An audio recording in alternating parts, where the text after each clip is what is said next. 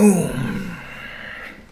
Look at that skinny little forearm right there. What's up, guys? Are you excited?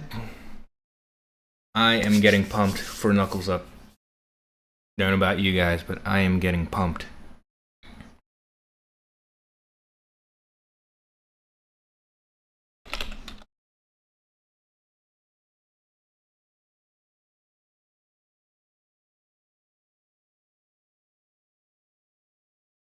You just know we're almost ready.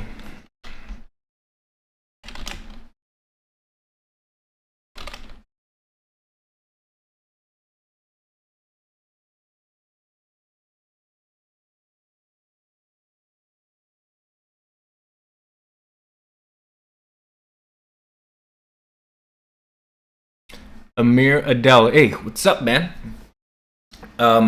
So I just got a message from Will at the High Five. He's saying that Knuckles Up 3 is just about to start in a couple minutes, so stay tuned. If you're on the website right now, it might be showing that it might still be showing the previews, I guess, but starting very, very soon.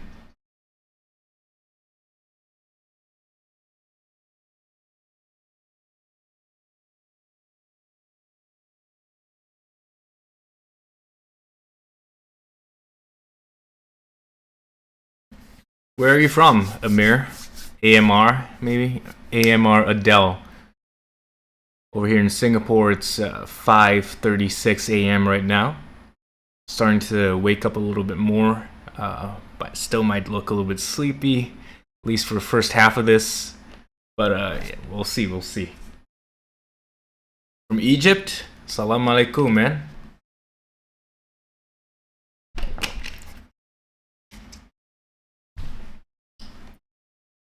So awesome seeing an Egyptian supporter of this this promotion. No Squire. Good morning, good evening, my friend. Right now we're just waiting for the stream. Earlier on, I tried to get the stream going as well on my computer because at the halftime show of Knuckles Up 3, they're gonna bring in a couple of commentators, myself included, into their screen over there at Fort Worth, New Jersey. But somehow the Zoom function wasn't working on my computer, so I've had to set up. Let me just.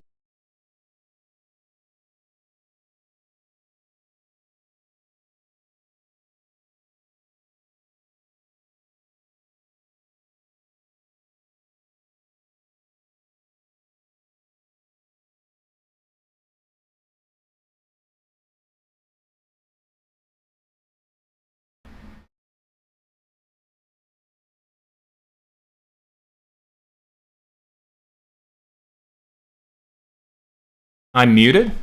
Hold on, let me check. Am I still muted?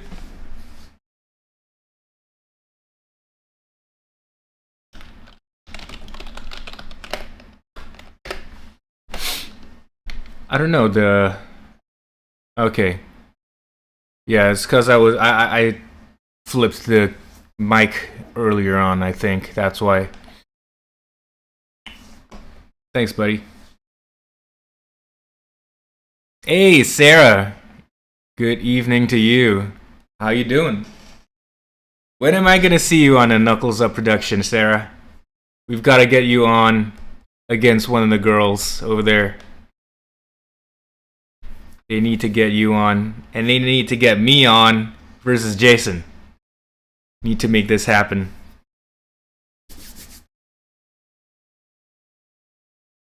So yeah, Will from the High Five just messaged the commentators a couple of minutes ago saying that the live stream is about to start very, very soon. So stay tuned, guys. We will be live very, very soon.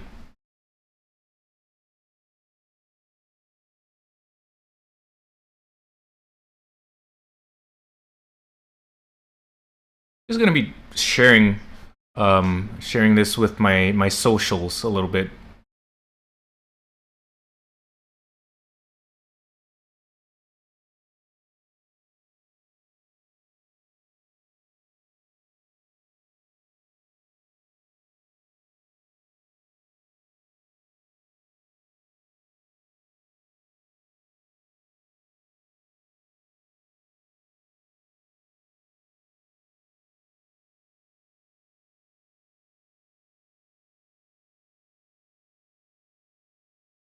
Pop it on Facebook, Instagram. Joe, is it still in the sponsors? Yeah, Joe, it's still in the sponsors. Supposed to be starting real soon. And I expect maybe in just a couple more minutes the actual event is going to be starting. They're just running through some technical checks right now. Checking the audio, the video, things like that, making sure everything's all right. Because we don't want any like wonky stuff happening when people have already paid for the pay-per-view and stuff like that. Not sure there's other things happening. Okay, yeah. All the best for whatever's going on behind the scenes and possibly in front of the scenes in the future, Sarah. Rooting for you, always.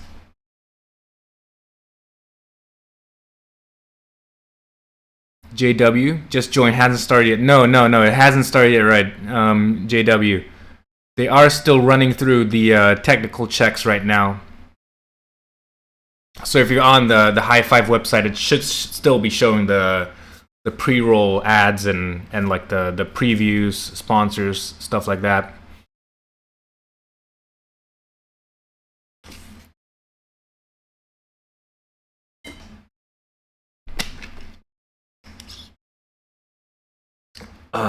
Yeah, this is something that happened last time as well for Knuckles Up 2, where I think they started like 45 minutes past the time that they mentioned. So it's something that I'll feedback to them about, but I'm not sure if it's entirely in their control.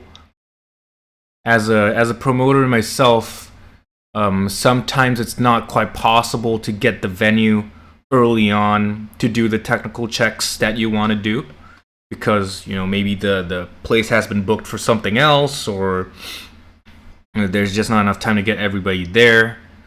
So unfortunately, excited for Beck's match? Yeah, same. I think that's the one that I'm most excited for. Beck Seung-yeol versus Tom Holland. That's gonna be the undercard, I think, just before the final one between Asenov and what is his name? Camille. Europeans had some annoying protests? What's that about? Tweaked his elbow during the bone match. Oh shit, okay. Damn, that's sad to hear. That's sad to hear if he's still battling some kind of injury from that match. Concrete elbow. Found your channel, but be in the dark. Okay, thanks, Joe. Yeah, just here to help as a commentator, as a lover of the sport, just doing my part. And yeah, I'm just trying to bridge the gap between promotions and the fans and the athletes over here. I know for a lot of promotions, there is a significant gap between the people that are organizing it, the athletes over there, and the fans on the ground. So yeah, the communication channels are not exactly fine-tuned yet, but we'll get there. The weigh-ins, they were done on live stream, I think a day or two ago. So if you go to the High Five Arm Wrestling's YouTube page, you can see the weigh-ins plus the what do you call that? A press conference. The press conference. They gotta cut like 6 kilos. Oh, that was nothing compared to Mario Timbakis. I think he cut like 30 pounds or something like that to make weight for his match. Jeez. 110 kg. What is he eating these days? Actually, I kind of had an idea of what Beck has been eating, because he goes on these live streams where he's just pretty much doing a mukbang, eating his dinner and just talking to the fans. Been seeing some Korean fried chicken over there in his diet. So that might explain the 110 kilos. Weird there aren't many American pullers on the card. Let me actually look through a card and see how many American pullers there are.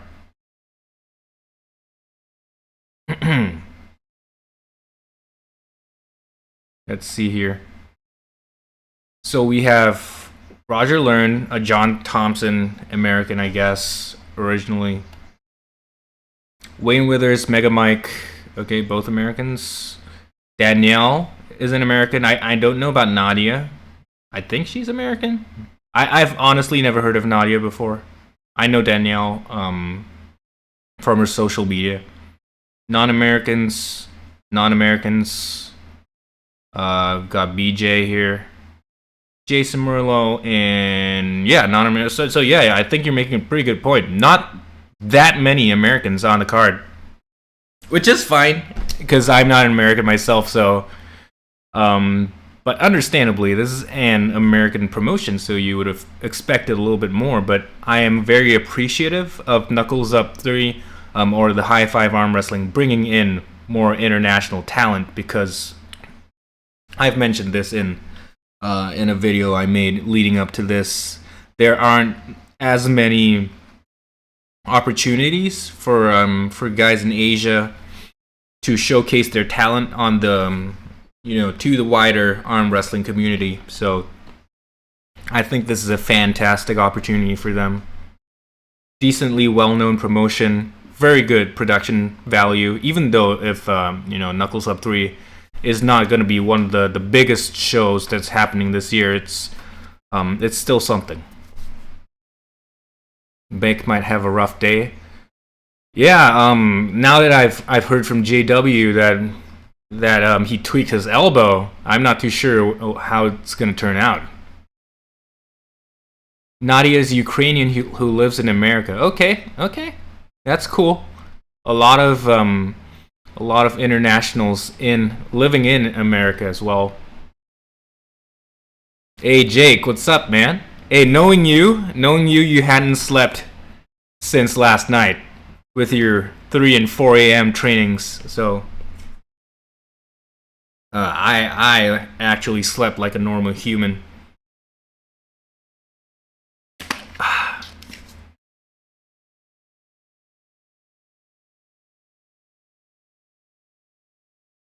So yeah, I'm just pulling up the screen over here just so you can see on my screen as well. It's still on the pre-roll ads. So don't worry if it's still on the ads for you. It's still the same for us as well.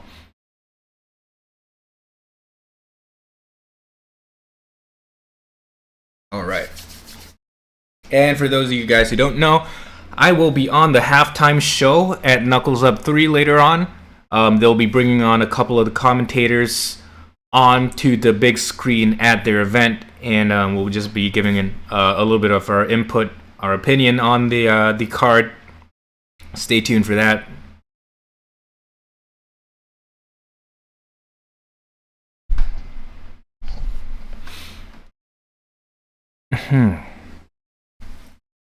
Finished training. Oh my goodness. We finished training. 5 a.m. hopped on for this. This is insane. Jake Chia is, for those of you guys who don't know, Jake Chia, number 1 95 kilo arm wrestler in Malaysia and possibly in Southeast Asia, at least until Book Sutiwat cuts down to 95 kilos maybe. Talked on Instagram about injuring something while wrist curling 60 kilos. Damn, I can't wrist curl 60 kilos, so to take it easy. Blood flow training. Well, if you're talking about the blood flow training that Devin talks about, basically does like, super high rep ranges, hundreds of reps. That is okay. That is okay to get movement back into the joint. But to heal injuries, generally, well, I'm not a doctor, so I'm just speaking from experience. Generally, to heal, tendon and ligament injuries especially, you have to put it under a significant amount of load. Now, I'm not talking about going like 90% or 100% of your 1 rep max. but you have to choose a weight that is enough to put you in a little bit of a discomfort, just enough to sort of hit painful, quote unquote, painful levels, and then you push the envelope, you week to week, and then try to progress from there. Because your connective tissue really builds itself and really heals from high static tension. So you have to progress in weight and progressively overload. It's almost the same as just normal training, but you do it in a safe way. You don't train it so hard that it's extremely painful, but it is going to be an uncomfortable journey. And yeah, hopefully you recover well from your injury, man. So yeah, just sticking to like extremely light weights that you can do for hundreds of reps, and just if you just keep doing that for weeks and weeks on end, you're not going to see any progress, because it's still going to be stuck. I mean, you're going to feel less painful after a while when your body like heals itself a little bit, but it might not really progress as fast as you want it to be if you just keep doing the same, like 2-pound weight, if you're not going to push your body to heal.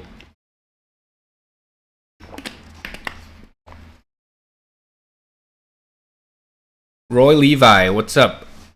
I don't know. I don't know if they're going to be doing the pre-pay-per-view matches on YouTube. The last time they did, but oh, looks like they are starting soon. If you guys are on the pay-per-view right now, they have switch to their camera feed. So yeah, guys, if it's not showing up for you, just refresh your page and Knuckles Up 3 should be showing.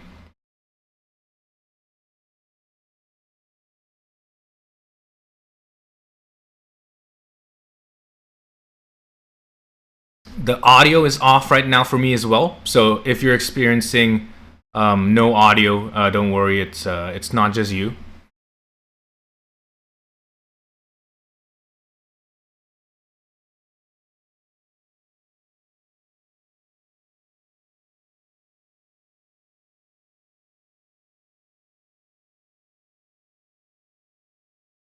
Exactly. Tendons react to heavy training, not light training.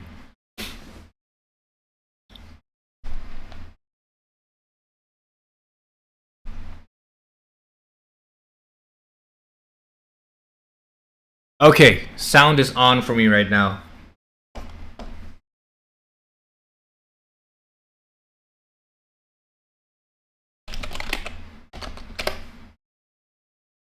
Okay, yeah, Chris from the High Five just let us know that there were just some technical issues, but we should be good to go. Everything's alright. I'm going through the rules right now.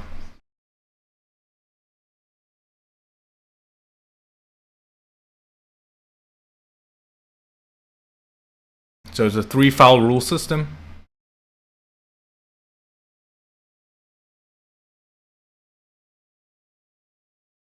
Started with sort out the issues with WAF. We're working on it. They're taking a while to get back to me. But I have talked with officials at WAF. I've talked with Joey Costello, who is the North American Vice President of WAF.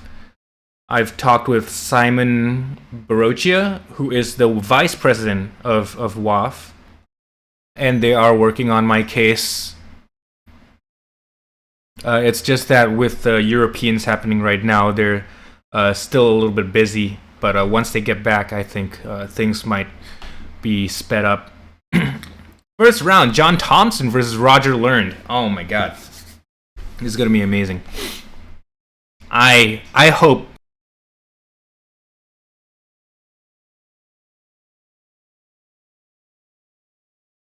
John Thompson in like personally, but I just don't like his character that he puts on. I think it's just a little bit too WWE for me. It's a little bit too over the top.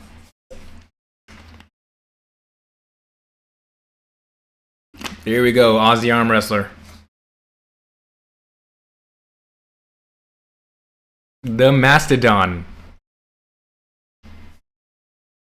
Alright, we've got John Thompson coming in. Looks like they've got a different setup this time. It's like a theater stage. Pretty cool. Pretty cool. Last time it was like a little conference room, I think. But now they've it looks like they've gotten a bigger venue. We've got Uncle John coming in with his theatrics as expected. My goodness. Yeah, it's WWE, but gets the bills paid. Okay, fair enough, man. Fair enough. Just not my cup of tea. How many matches until Beck's match? I think his is like the second last one. There's gonna be 8 matches on the card. So he's like 5 or 6 matches in. Here we go, Uncle John.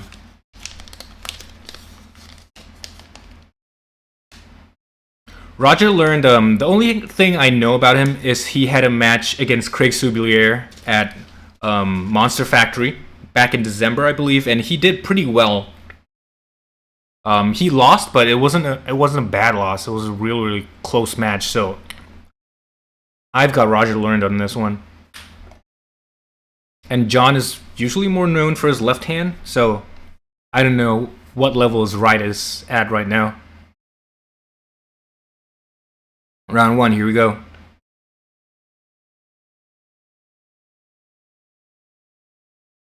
We've got the crane camera over here working overtime. Really like it. We've got Judy from Poland, head ref. Judy, always a fan favorite. Oh shit! You guys saw that, right? You guys saw it switch to the to the Zoom, and you saw me on the Zoom call.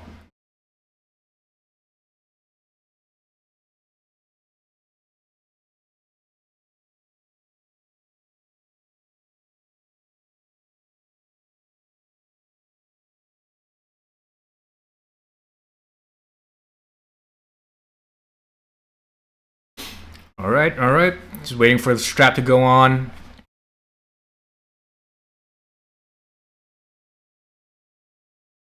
Let's see. Roger has the good side of the strap, so to speak.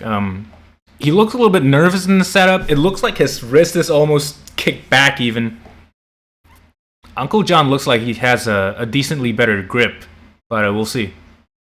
Looks like Roger learns leaning back, just trying to take the fingers. Okay, John's got his fingers a little bit high. Do remember that this is a 3-foul system, so they've got a lot to play with. Oh, taking the wrist. And we have Roger learned winning match number 1. My goodness. That was a very confident pin, but Uncle John still had something in there. He was holding it for a decent amount of time, so if Uncle John has a better setup, a better strap even in the next round, I can see this going the distance. Judy's the reason you got into refereeing? That's awesome, Sarah. Yeah, Judy is an awesome, very professional referee. I've had the honor to be reffed by her a couple times before. Always very fair, very strict but fair, yeah.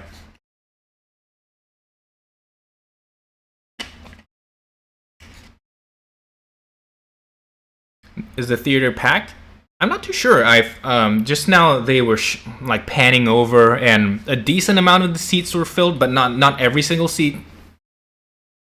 I'd say maybe at least 50% of the theater, but yeah, only the people on the ground would know.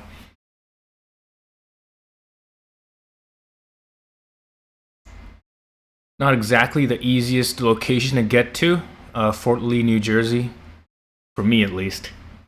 But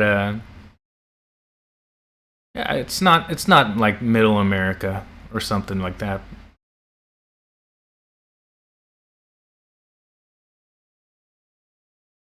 Oh yeah, sorry about the bottom screen over here. It's still on. John Thompson versus Roger Learned. We've got Roger Learned on the right side of the table right now. John Thompson has the A side, or the good side, so to speak. Oh. Okay, we got a warning. Tracer around shot by John Thompson going into the hand of Roger Learned. And you guys have to understand that these little hits before the go, they still do fatigue your opponent. So these can be used strategically if you are, aiming to crack the wrist of your opponent. You can fire off a couple of shots before the go, get them a little bit pumped up, a little bit burnt out.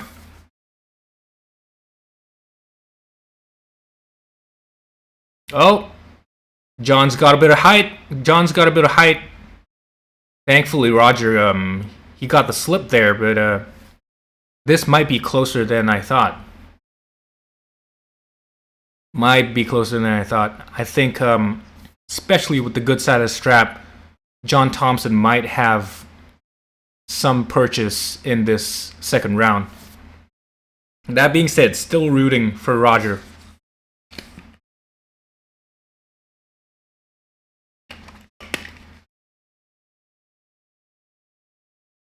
Roger has to end this quickly. I think if this goes the distance, John might start getting a bit more of an advantage.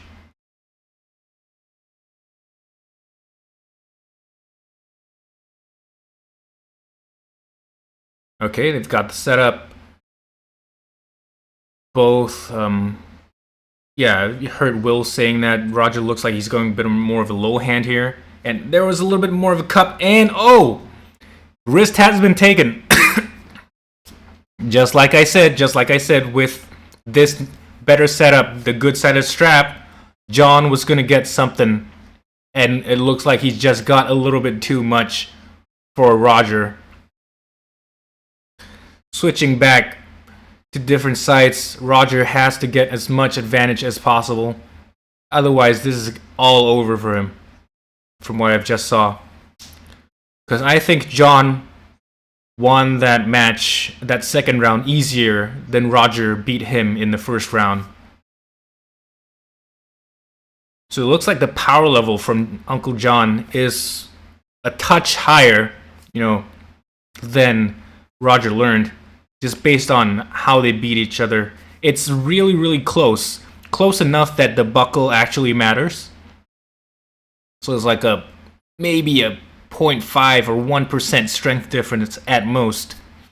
But that is amplified by the setup, by the straps. So the closer you are in strength, the more the other things matter. So if you can imagine a world with like two guys with 50-50 strength, then all the technique, all the setup, all the speed is going to start factoring in way, way more. If you're just super, super significantly stronger than the other guy, then all that shit doesn't matter.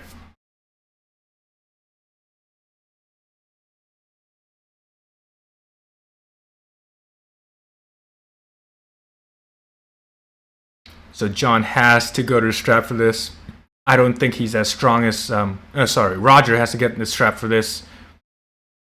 Because as we saw from the slip, Uncle John was able to slip higher up, which means that he has the better hand strength, he has better rising, has better fingers. Yep, see, slipping above versus slipping below. So when you slip and then you go below, usually means your riser and your fingers are weaker.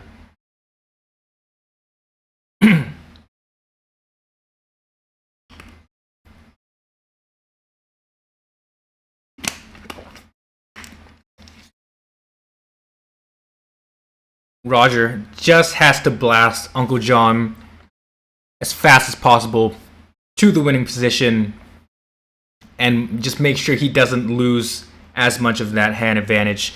His hand is likely gonna, do one of those crack back thingies as he goes down, but as long as it doesn't bust back all the way as he's going down, I think he still can get a pin on Uncle John.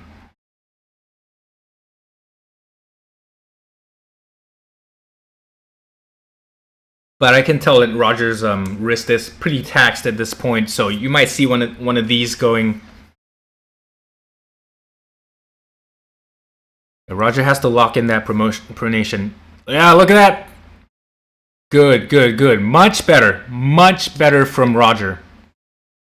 So yeah, he wasn't able to secure a full cut, but you could see he could just top roll with a flat wrist, and that was enough.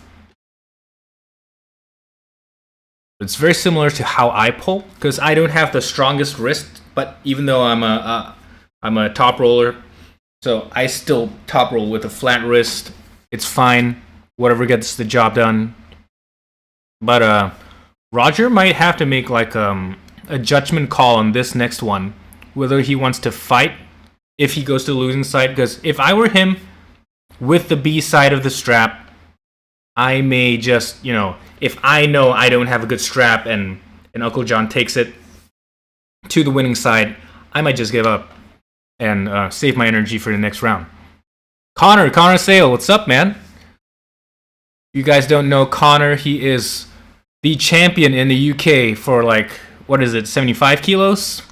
Extremely strong young man.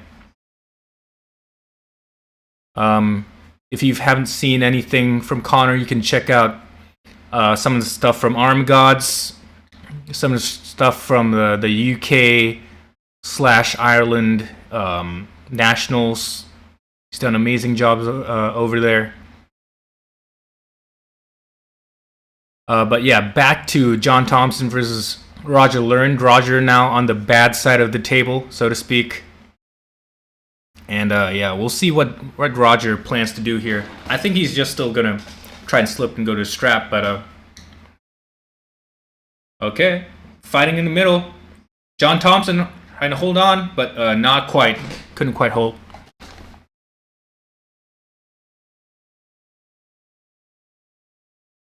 Doing good, Connor. Doing good. Whenever I'm in the UK, this arm is waiting for you. I'm a little bit heavier right now, though, like 85 kilos. But still, waiting for the call for an international match. Maybe I shouldn't be flexing my left's pretty shit, but looking for an international right-handed match anytime, any day. But right now, going back to John Thompson, Roger Learned. John, shoulder forward right now. And you can see the amount of pressure on their fingers. John, much better, much better. Okay, parallel pin from John Thompson. So you can see how much the side of the table factors in when the level is close. Thankfully for Roger, that match didn't go on for too long. So I think it's still okay for him right now. He's not in dire straits or anything. There's a very good chance that Roger Learned takes this, but he has to get all the advantage he can get. He has to get an awesome start, and he should still be able to take down Uncle John the same way he did before.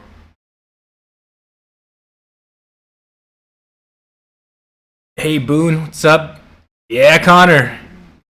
For sure, for sure. So excited. Commonwealth match. Singapore versus UK. So right now, Roger Learned has to go to the strap, and he has to get the better start on John Thompson. I don't think he's going to have much trouble getting into the strap. Looks like Uncle John hasn't really tried to clamp down and hold on, or at least he can't do it.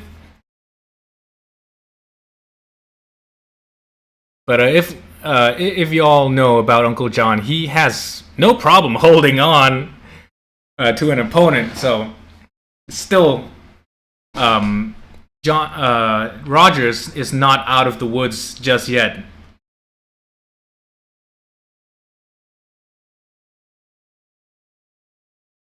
Both of them looking a little bit nervous.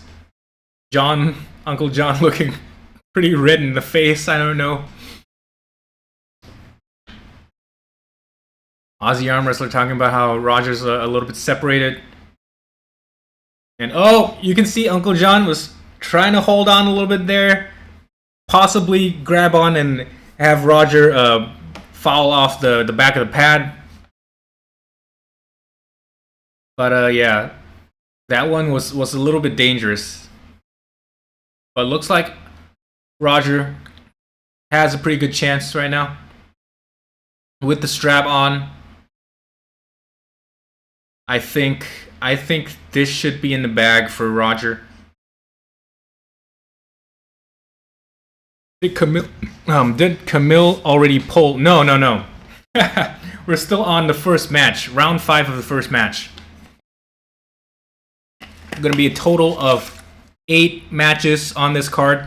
And Camille's one is going to be the main card, so it's the last one. Oh, Sarah, yes. I have brought that up to the guys at Knuckles Up. And hopefully we can get something going. I think the story is good. I think the whole backstory of you and Jason being back in Singapore. And maybe we can bring over a girl as well for you, Sarah. You know, we've got a pretty strong girl right now in Singapore. Her name's Hao Yun. She's the girlfriend of Joshua Tay, if you remember him. So yeah, still a lot of finagling in the setup over here.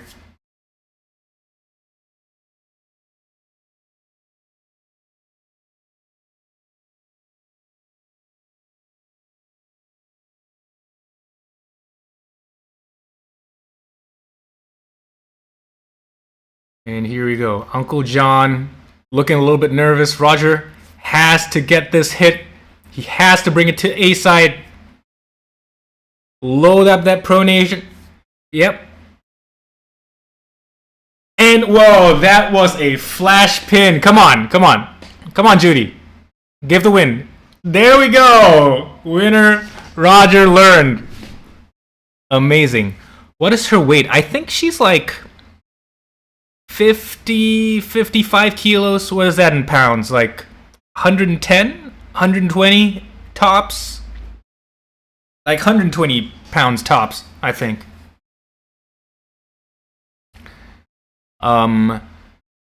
Dev, I know you get a lot. How are you so skinny and not that muscular? I don't know, man. I think part of the skinny thing is that my arm is really, really long for my height. So, I've got this. Let's see. I'll give it in inches and in centimeters. It's like, what is it? 49 centimeters, which is 19 and a half inches. So my elbow tip to middle fingertip is 49 centimeters or 19 and a half inches. So it's really long, which gives the illusion that it's more skinny than it actually is. It's still pretty skinny. Like, my forearm is not huge by any means. Forearm is like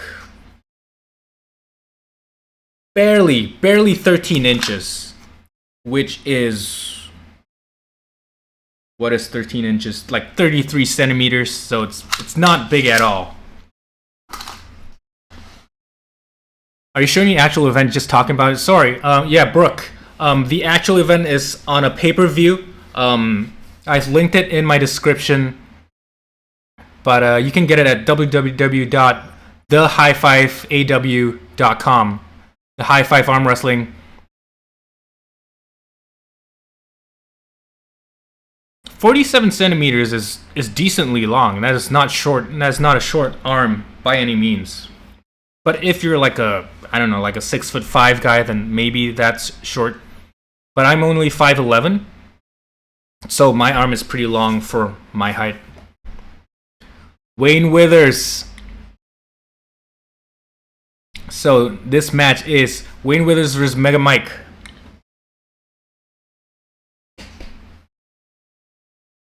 So Mega Mike, you guys have probably heard of Mega Mike from maybe Derek Smith, or at least that's where I learned about Mega Mike from.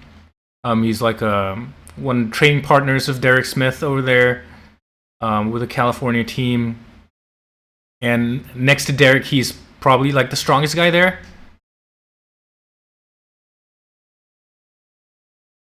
Wayne Withers, though, like knocking on the doors of top 10 in the United States, no joke. Mega Mike's most American name you've heard, for sure, man. I saw Wayne Withers last year at IFA World Championships, and that 6'6" height is it is real. I can confirm that. That is a huge man, extremely strong guy. I forgot what he did, how well he did at IFA Worlds. I think it was like top 3. But yeah. What was that 13-inch measurement? Forearm. Biceps, I think a touch below 16 inches. Mystery Man. Oh yeah, no doubt, man. His entire build is really long. His thumb, fingers, forearm. And wow, Mega Mike just not letting Wayne escape. My goodness, what was that? I think Wayne definitely has to get the slip on this. Otherwise, we're just going to see that happen over and over again. Yeah, you can see the long leverages working against him. Had to set up a little bit lower. And because of the long arm, you're not able to, sort of ball up and slip away as easily as someone who has a shorter arm. So there's always a give and take with leverages with your arm. Nadia, forearm and bicep the same size. Dude, that's the dream, man. That's the ideal build. Got Mario Timbakis in the corner for Mega Mike. No one tall enough for Wayne Withers, apparently.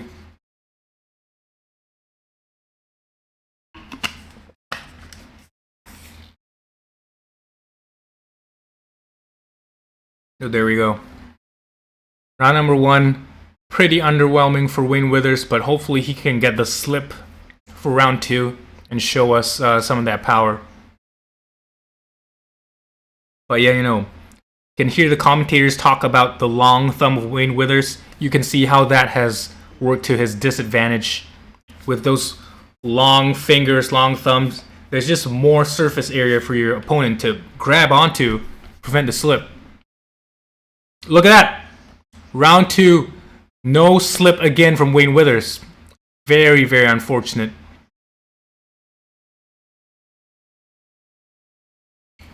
What Wayne has to do right now is to just, try not to go around and get more surface area, but instead just try and run away in the setup and push with his thumb and his fingers to get as far out of Mega Mike's hand as possible. Load that back pressure so he can get the slip. He should not be trying to get as deep as possible here. I suffer from this problem as well, having long fingers and long thumbs. Just trying to get to the strap sometimes is a little bit tricky. Especially if you have a thumb like mine, which has like it's thick at the top and then it tapers down. It gives your opponent something to like hook onto. What's Mike's weight? I think in the card previously they showed like 300 something pounds, not too sure. 315, 330, doesn't really matter. This is an open weight match, so I think there's only 2 matches on the card that has weight classes or weight caps. Oh, yep, still not able to slip.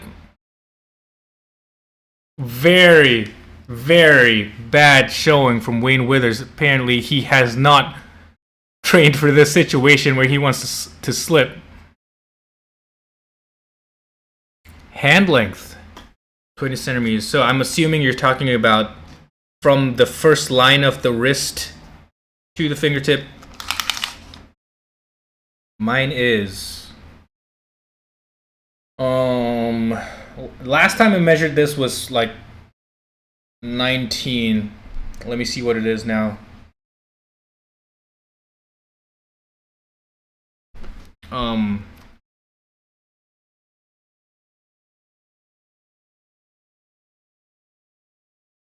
Well, it looks like they're going for one more match.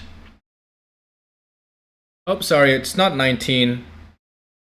Mine's like 21, I think. Just under 21 centimeters, which is 8.25 inches.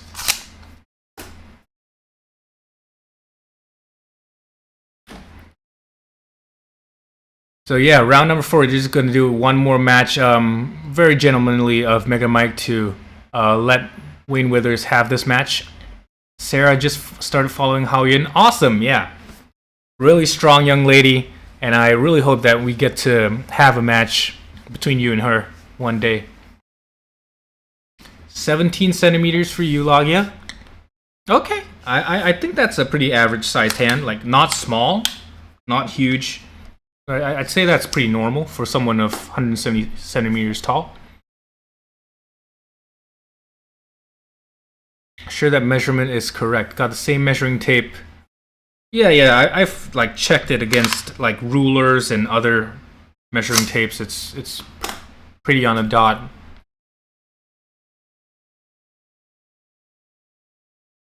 Yeah, it could be maybe a slightly different one. Maybe it just looks the same. I just got this from a store nearby. Let's see. Oh, too strong Mega Mike. Wow.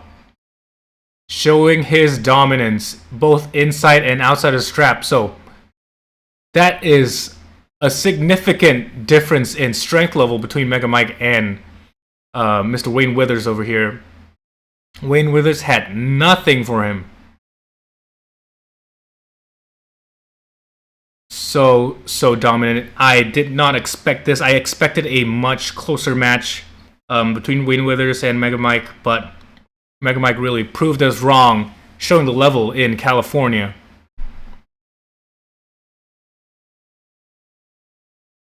Your dad has the craziest hand?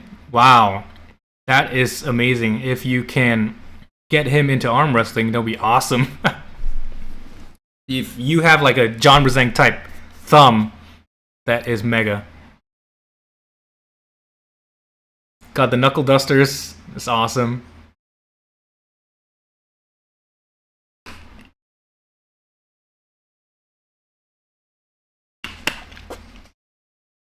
Going on to match number 3. First ladies match. And only ladies match, unfortunately. But we have 2 superstars. At least Danielle is a superstar because I know her from her social media. Hey, Parker. Good morning, my good man. Morning, evening.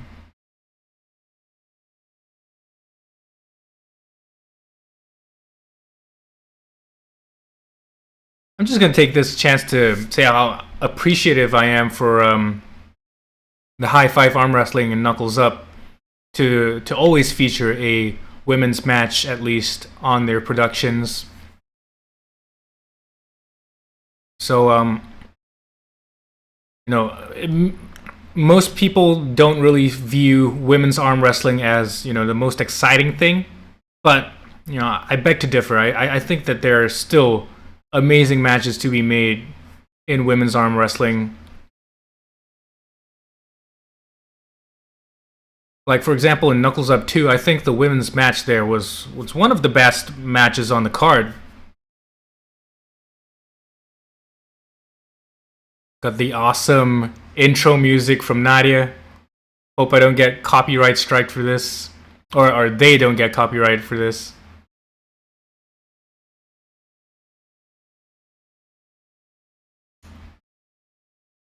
Nadia's no joke, she's beast. Oh, yeah, for sure.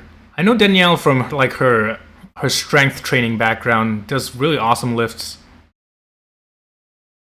Doesn't train or anything, but his wrist and hands are strong. Well, Dev, your dad has to start on arm wrestling. What's the production quality like versus other promotion? I think Knuckles Up 3 has, in terms of, camera work and stuff like that, it has one of the best production qualities out there right now. Like, it blows away all of the other small promotions by far. It's, I would say, almost on the level of like King of the Table, things like that. You can see they have the crane camera over there.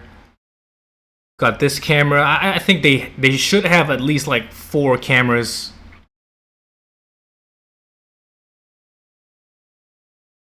Should Mega Mike pull Schoolboy? I don't know. Like, I think Schoolboy is still above Mega Mike. Schoolboy was at IFA last year for after pulling, and he just blasted through everybody. But given they just pulled a tournament, a tough tournament, but still Schoolboy like was beating everyone on the after pulls. Audio is pretty clear right now. There were some hiccups at the start, so once they get those initial technical problems sorted out, they should be pretty good. But right now during the match, I can hear Judy very clearly. I can hear the commentators, Aussie arm wrestler Will, talking very clearly. So not much issues. The balancing and the mixing is pretty good. No real complaints. Not too loud. Mega Mike versus Schoolboy is a good match. Yeah, I think that's a more reasonable one. Mike versus Schoolboy.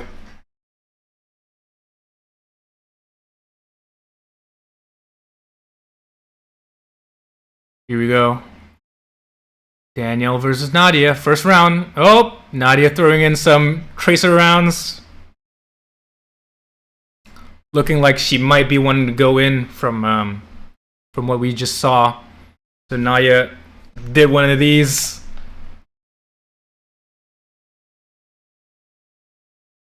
Aussie arm wrestler reminding us that this is a 3-foul system.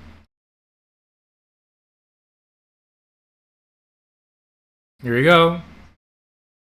And whoa, sunk into a hook, and Nadia, very, very easy win in a hook. Danielle looked like she was not expecting to be turned in like that. So immediately just on her bicep, and then very easy pin from Nadia. My goodness. Just based on that, I am not sure if Danielle has anything for Nadia. She has to get a slip somehow and, maybe find her way to victory in the strap.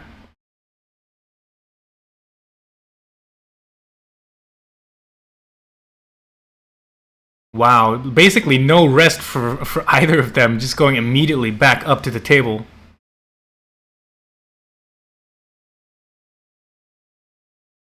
Need to pull outside Nadia. Yeah, totally, Sarah. This is a massacre if it goes inside. Danielle has to find a way outside. Possibly try to get a slip so that Danielle can use a bit more back pressure.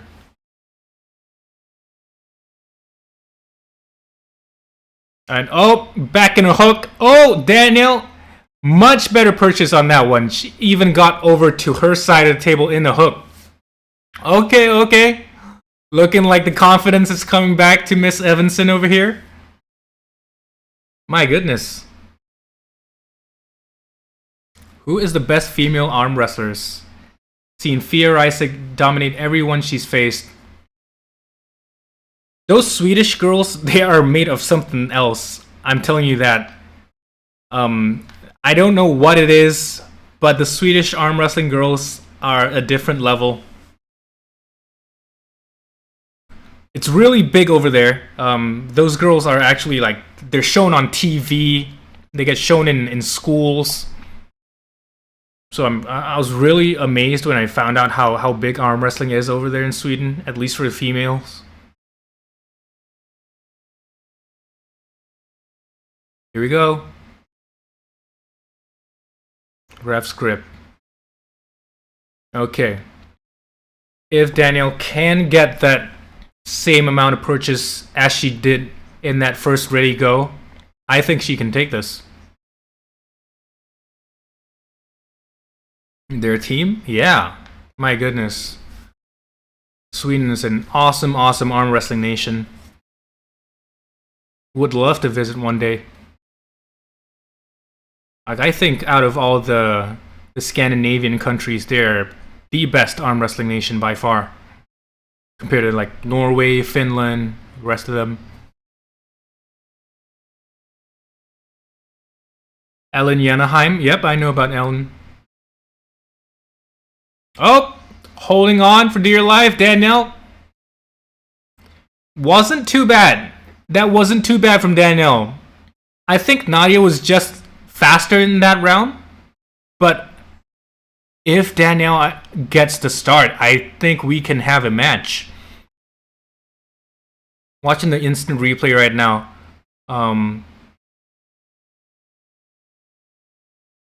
Yeah, it just looked like Nadia had a little better start getting her carved in and turning palm up.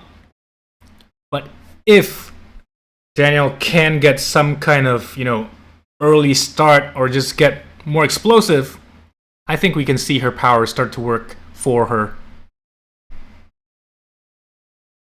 Team England. Where's Team England at? Tom Holland's coming in later on, if that's what you're talking about, Tomber. Fab 4 will be at Arizona State. Ooh, that's going to be exciting. June 1st. Why is it only women are elite in Sweden? There are a lot of elite. It depends on what you define by elite, but there are a significant amount of elite arm wrestlers in Sweden. Carl Lindblom is a friend of mine. Very strong, 100 kilo guy.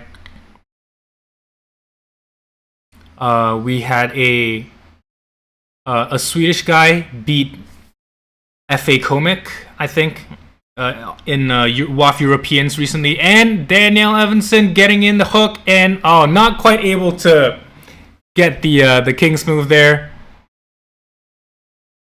3-0 for Nadia.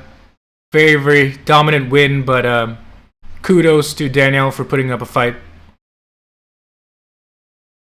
Yep, 11 second Nashville Kidney, Nicholas Nanestad, another elite guy, Glenn Bengston, all very strong guys. Patrick Berg, yeah, and Johannes Anderson.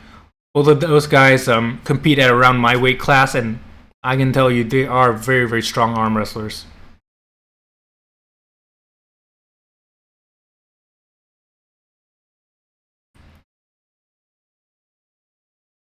So Sweden, not weak by far, especially their men. It's just that there are way more male arm wrestlers around the world, which is why, comparatively speaking, they're not as competitive. But I would say that it's one of the countries where their male and female arm wrestling is at a as close a level as possible.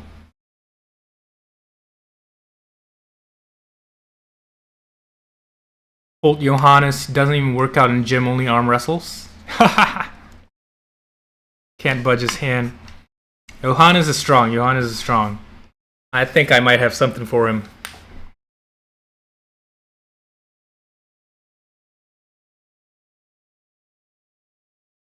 Here we go. This is one of the matches I was looking forward to.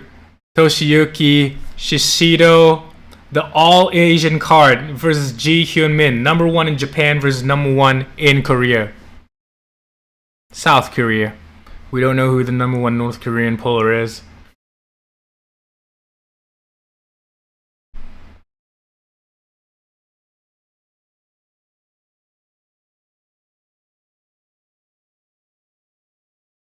There we go. All K-pop fans out there. So much untapped potential from Polynesians. Oh yeah, a lot of huge Polynesians out there. But they're all just doing rugby, so that's unfortunate. Rugby football has a lot of Polynesian guys. A lot of those Islander genetics over there.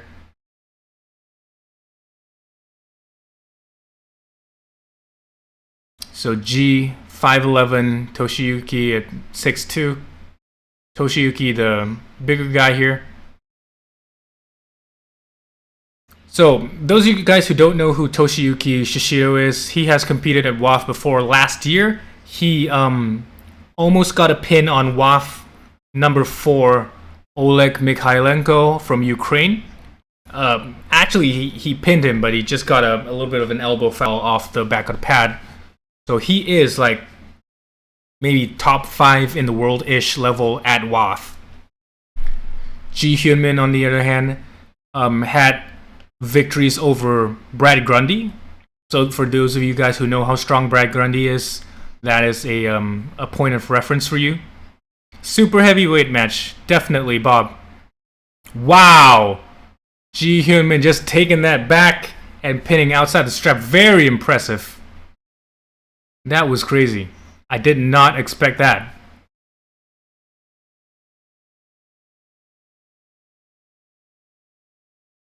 Oh, the instant replay not quite playing.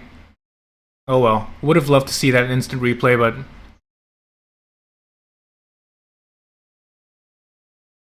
this is awesome. I think after this match, we may be going to the halftime show, where I will be online with the rest of them. I can show you. I've got another camera setup over here going on. So apologies later if I stop looking at this camera and look at the other one instead. But yeah, let me just get that fixed over here. Now we have Toshiyuki on the right, Ji Hunman on the left.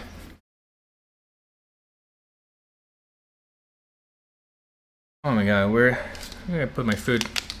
Have not had breakfast yet, so getting a little bit hungry.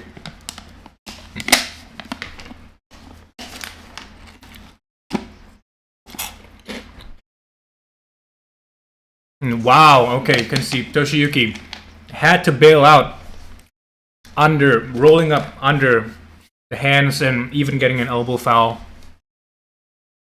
It's not looking good for Toshiyuki. Battle for number 1 in East Asia, arguably. I think either of these guys would beat Mazahir. Only other possible guys that could fight for number 1 in East Asia would maybe be the number 1 guy in China, but even then it's I don't think that guy is on their level just yet.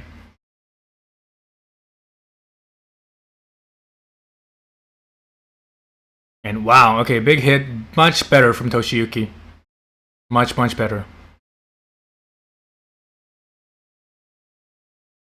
So this is gonna give us a lot of information about the level of Asian arm wrestling, because we know that Toshiyuki Shishido is a world level arm wrestler in the super heavyweight category, just based on his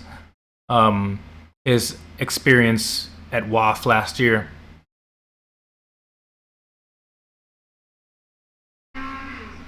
Hell yeah, Will.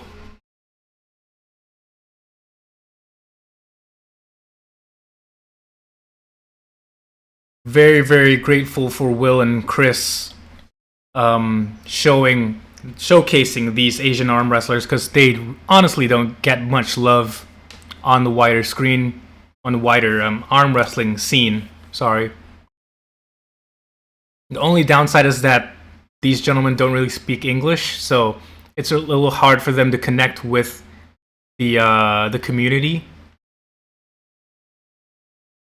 Schoolboy crushed G. Yeah, I wouldn't say crushed. He was dominant, but not 100% dominant. But I get what you mean, and that really shows the level of Leonidas. I did not expect Leonidas to be that strong.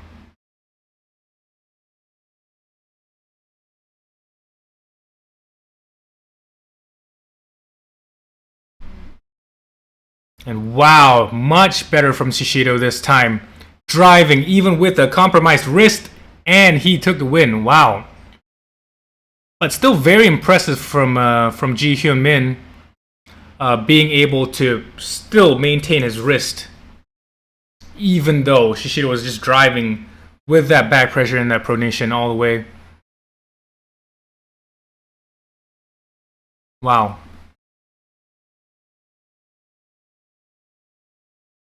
So Shishido may be gaining a little bit more confidence right now. Parker with the $5 super chat. Keep up the good work, Greg. Thank you so much, my friend. Yeah, Parker, you guys don't know, he's a personal friend of mine.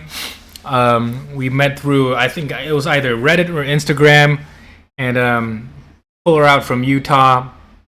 Sending the love over, Parker. Thank you for the support.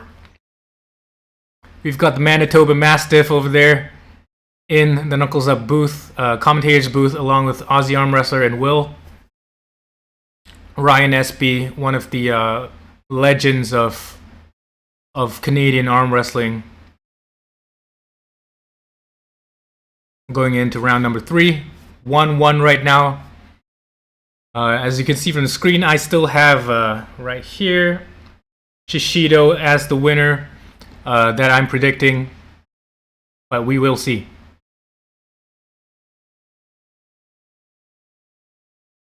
I think to win this, Ji Hyun Min has to keep this out of the strap, so I don't know why they've agreed to this strap over here, especially when he's on the B side.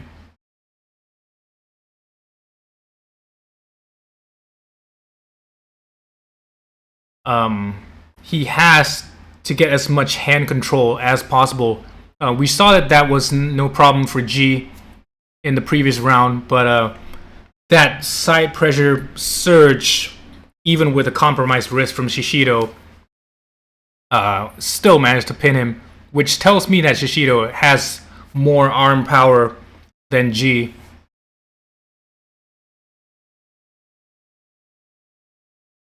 Hopefully for G, that Shishido has burnt out enough strength for this to be a grinder for G. I think in a longer match, probably G is a little bit more experienced.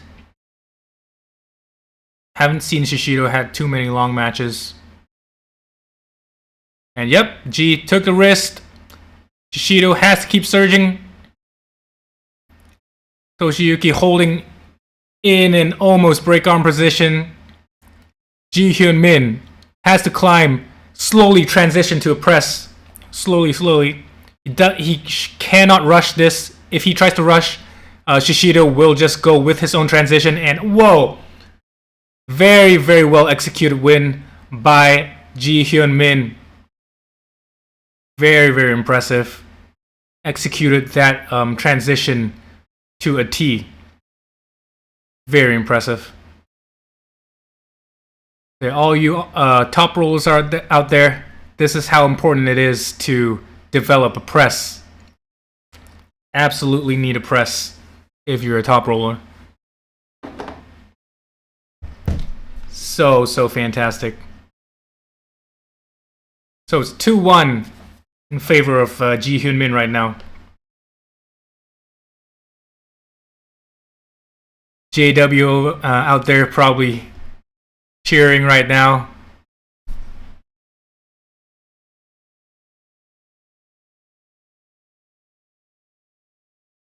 Very, very good timing, as Aussie Arm Wrestler mentioned. So just keeping that pressure and slowly climbing on top of Toshiyuki's hand, and then slowly just getting your shoulder behind.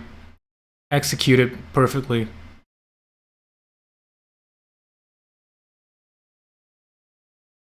Was matching Hermes in the bicep curl department, so I was thinking maybe Leonidas could pull it off. Oh, you're talking about, yeah, Leonidas in that video with Hermes. Yeah, my thoughts exactly, Levan. Like, even though he had big lifts, I didn't think he was going to be able to translate all of that strength to the table, but I guess we were proven wrong. Will not underestimate Leonidas again. So they're going straight to the strap again. Ji Hyun-min getting the good side of the strap right now. So I'm expecting him to do pretty well.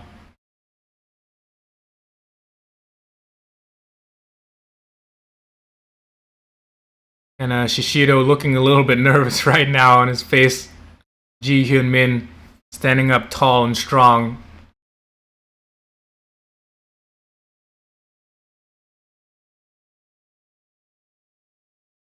Here we go. This is going to be the one. This will be the deciding match if Shishido has a chance in this super heavyweight super match for number 1 in East Asia. Ji Hyun-min. Here we go. See if we can get that wrist. Same technique as before. Shishido. Oh, they're calling that a win? I saw the elbow going a little bit off the back of the pad. I'm not sure if I would have called that a win. Yeah, Shishido got a little bit lucky there. I don't think they caught that elbow foul. Yep, you can see the elbow foul off the back of the pad. Playing a little bit fast and loose with the rules, but it's okay. It's fine. We get one more match out of it.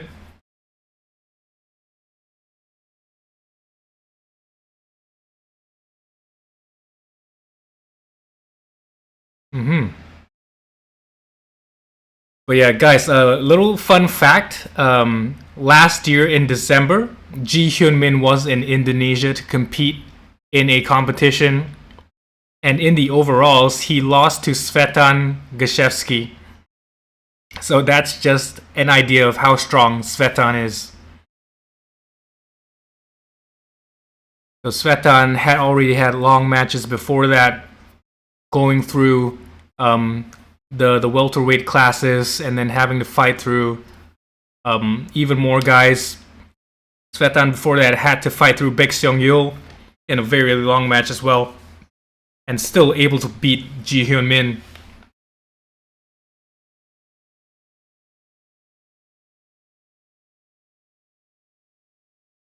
That's not taking away from how strong Toshiyuki and Ji Hyun-min is, but I just wanted to bring out that small tidbit just to give you guys an understanding of how crazy strong Svetan is.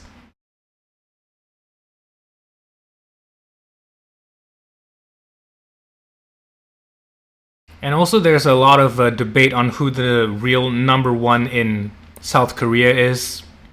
You know, I've gone back and forth with Ryan Bowen about this, but officially, you know, if you ask most people in South Korea, they will say Ji Hyun-min. Some people may say it's Beck Seong-yul, who we'll see later on in the card. But, you know, based on the most recent official records from South Korea, Ji Hyun-min is the overall number 1. Bob Anderson, isn't Svetan in 85 kilos? Yeah. So last year at the competition in Indonesia, Svetan competed in 85 kilos. Then they went on to compete at the overalls class after that. And then in the overalls, Svetan had to fight the heavyweights, super heavyweights. And then finally at the finals, he went up against Ji Hyun-min, and then he beat him.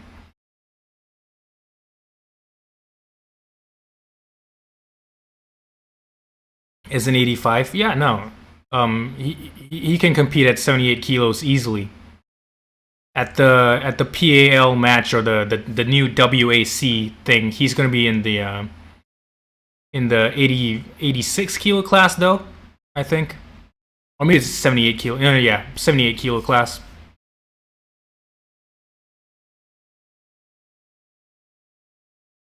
So both guys not really fighting that much in the grip. Very, very honorable.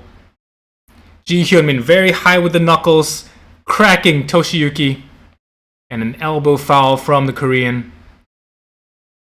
Toshiyuki has to surge as much to the side as possible and keep it on the winning side. He can't let Ji Hyun-min get past center and then commit that shoulder again.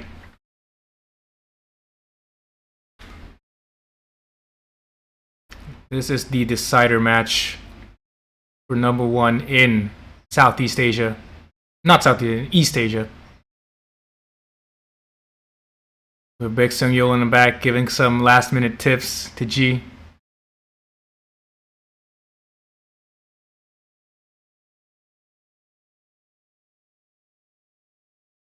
Here we go. Getting the straps ready for the final round of this East Asian match. And I think after this one, we might be going to the halftime show. I haven't been keeping count. Let me see. Yeah, I think it's been 4 matches, so there's a total of 8 matches on this card. So, if I'm correct, after this, we'll be going to the halftime show.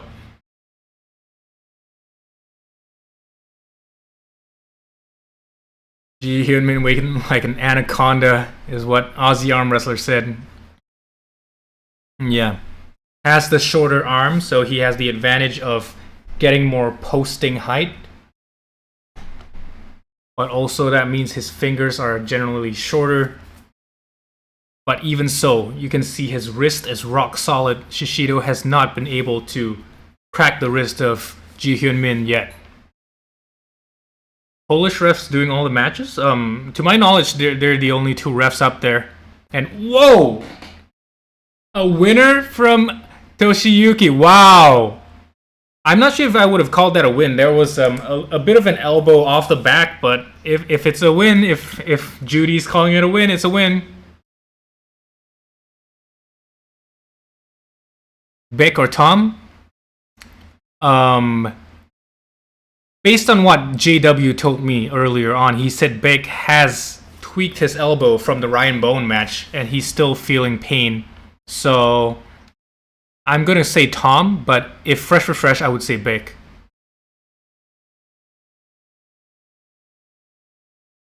He's tired.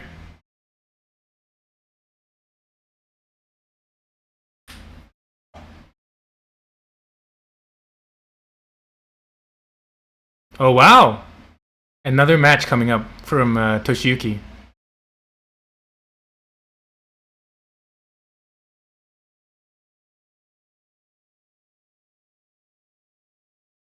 So of course, he is ready for Knuckles Up 4.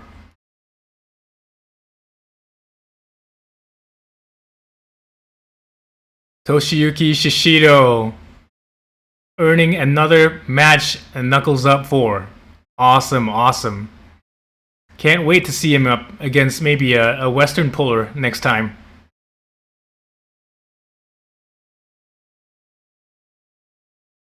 Alright guys, we'll see.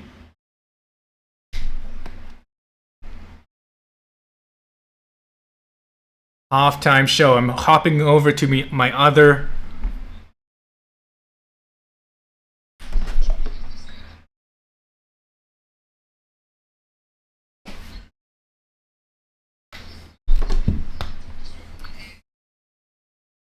Alright guys, if you're watching the live stream right now, I'm coming on pretty soon.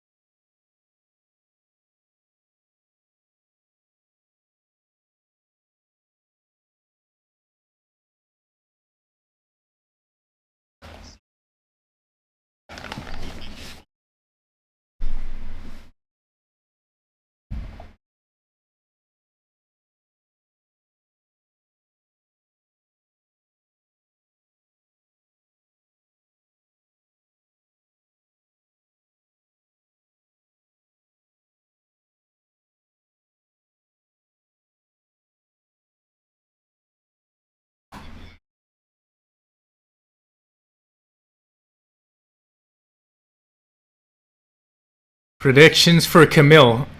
I think Camille's gonna beat is gonna beat Asenov. Asenov, I haven't seen him active recently, so but he's a pretty strong guy.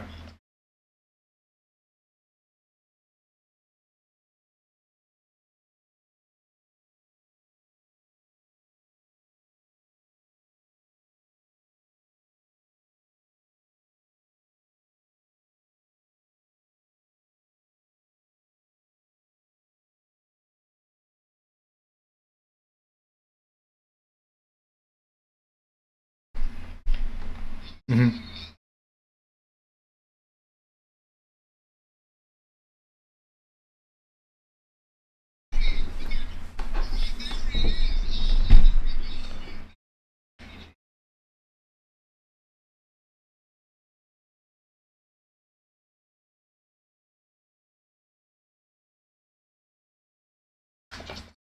What's up, gentlemen? Right here, right here.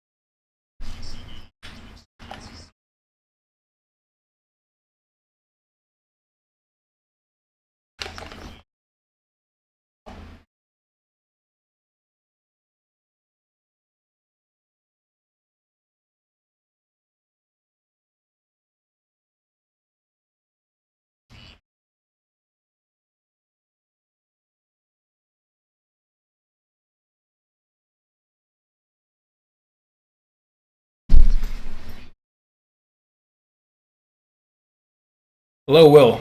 Good morning, good evening, everybody.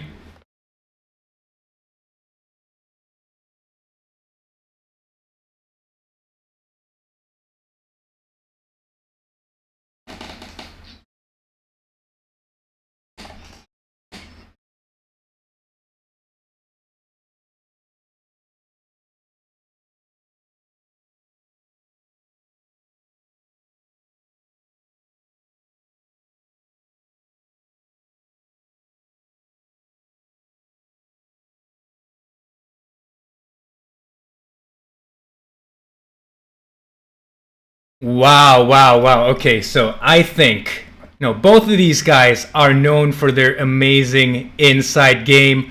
Tom Holland, obviously, everyone knows him. He has such a strong hook, but we've seen what Beck can do against Ryan Bowen. Even with a compromised wrist, he could go all out with his side pressure. Beck is just about as good as it gets in Asia when it comes to pulling, not just for inside pulling, but just arm wrestling at the middleweight to welterweight level in general. I know this time Beck's coming in a little bit bigger than Tom Holland, so he's got that size advantage going for him. I know a couple of weeks out he was weighing in like 220, 230, so cut down quite a bit of weight for this. I think Beck's gonna take this just because Eastside arm wrestling. You've got to root for the Asian arm wrestler in this one, but I don't think it's gonna be an easy match by far. I think this is gonna be a match of the night potential between these two gentlemen.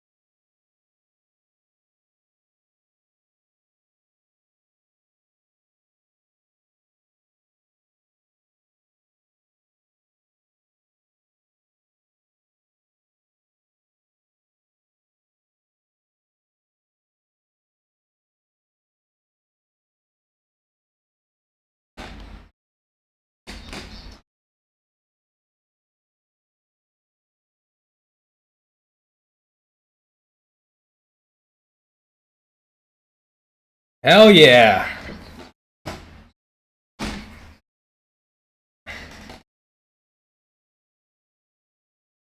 Take it away, Jake.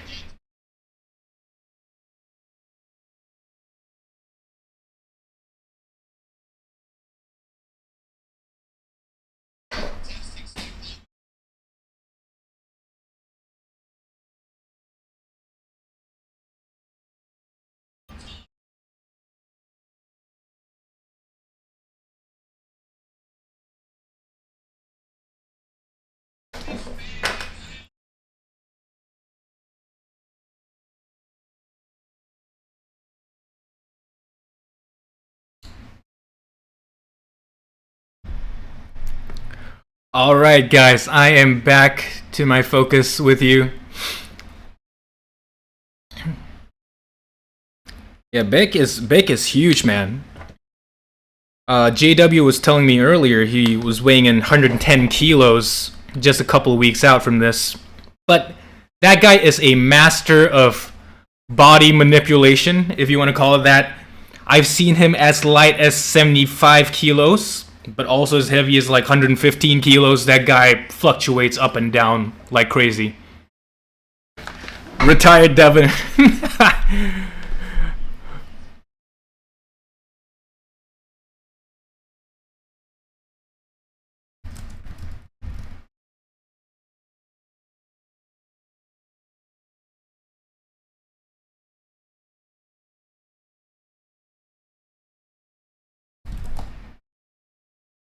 Here we go, Beck Seong-yul. This is the one that I am so pumped about. Beck Seong-yul versus Tom Holland. Built very impressively, yeah. If you guys have followed him on Instagram, if you've seen some of his pictures, very muscular, thick guy. If you look at his once he takes off this jacket of his, you can see his wrist is so thickly built. Look at that. Beck is a freaking specimen. In terms of his arms, at least. You can see the size difference between Beck and Tom. My god. But as JW has told me before, Beck still has his elbow tweaked against Ryan from his match with Ryan at Knuckles Up 2. So, still holding some reservations for that.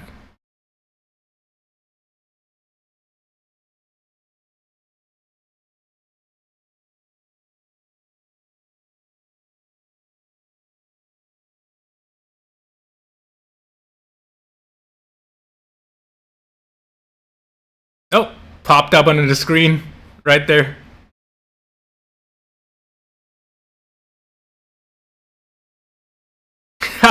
A little bit of an extra plug for me. Shout out to Knuckles Up.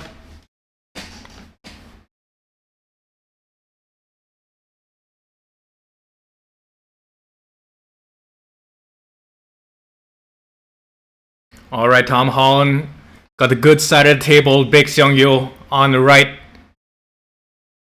This is gonna be exciting, guys. And wow, big hit. Tom Holland smiling, looking very confident. Beck having to slip underneath.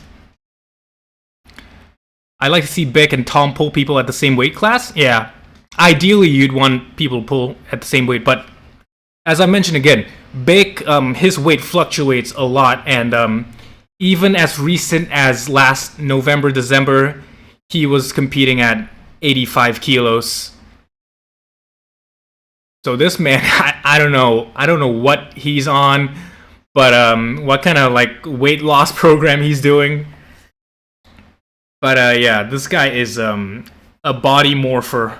He's a shapeshifter, I tell you.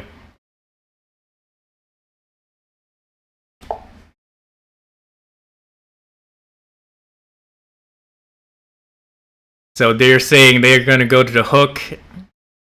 I think we're going to see this.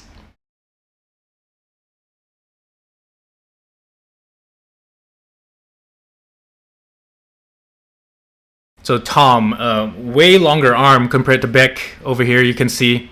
But Beck, very, very thickly built, which might work to his advantage in the hook. False start from Tom Holland. Beck Seong-yul looking a little bit nervous over there. We saw Tom take him over to the winning side very, very convincingly. We'll see if that was a case of the false start helping him, or if really there is a huge power difference over there.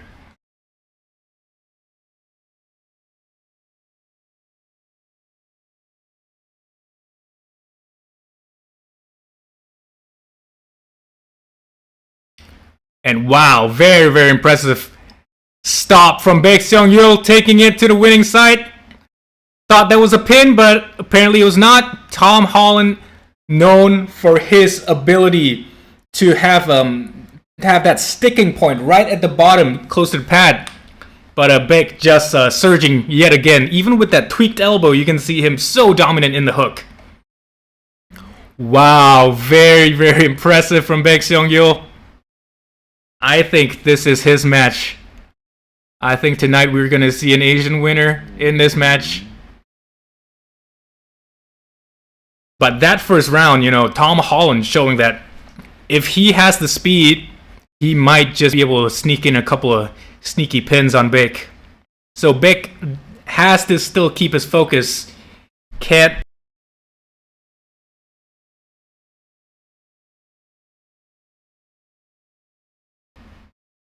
Wow, this is so exciting that I almost forgot.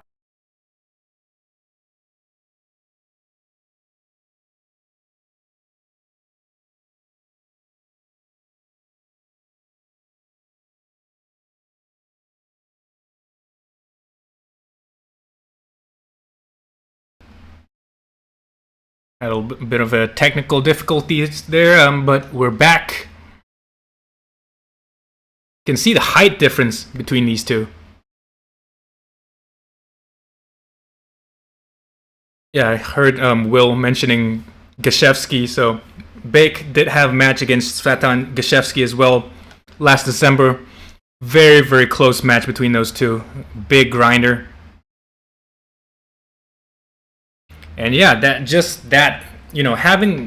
going back to slipping, Beck with that short arm, even though he lost that riser battle, you could see that he could still very easily slip under Tom Holland. It's always easier to slip with a shorter arm, in my experience. Okay, Baek Seong-yul has the good side of the strap now, so very confident that he's going to be able to take this one.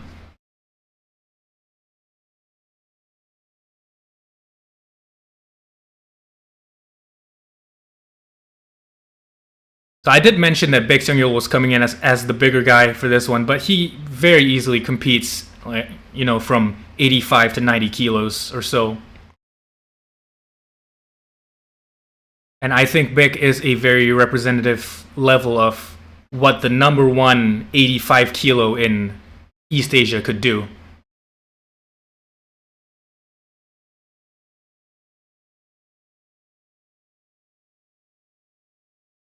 Beck very thickly built. You can see his fingers, his thumb, his wrist, everything very, very thick compared to Tom Holland, who has honestly earned his name as the lean machine. Both of these guys, Beck looking to set up much higher right now, even dropping his wrist a little bit.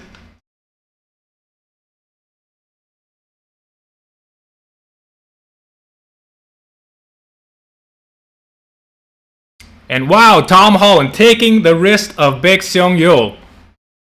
But Beck, as I mentioned, he has that side pressure push even with a compromised wrist, so it's going to be very, very tough day for Tom Holland to pull through that. Slowly getting turned in more and more as Baek Seong-yul drives with the side pressure. Tom Holland's pronator starting to gas, getting turned inside. Baek Seong-yul pushing, trying to transition to a press. And hopefully doesn't stretch himself out here. Baek Seong-yul driving even more. Just doesn't have that length of forearm to drive Tom Holland to the pad. Tom getting more confident. You can see the confidence coming back to his face as he gets the height. Tom climbing higher and higher up. But Beck adjusting and just forcing him on his bicep. Winner to Beck Seong-yul. Wow, that was a grinder. So close. Tom Holland almost able to pull him back from there. He just had to keep climbing a little bit more, but unfortunately Beck putting too much pressure on that hammer curl of Tom Holland. Wow.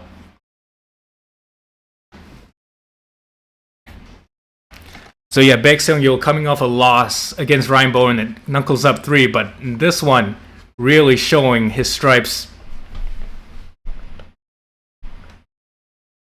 Beck Seong-yul has to try and get into a hook again against Tom Holland, because if he tries to top roll like he did before, he's just going to get into deep waters, and I don't think that's the wisest choice. I mean, he could do that if he wants to be a showman about it, but if he wants to just end this quickly, I think a hook is the most preferable route. Tom Holland, I think he knows he's outclassed in the hook for this one, so he has to go with the same game plan as he did round 2. Try and take Beck's fingers and then possibly transition to a press afterwards. Because I think if he only tries to keep climbing and finish in a top roll, he's not going to be able to finish it. So Tom has to have a press transition.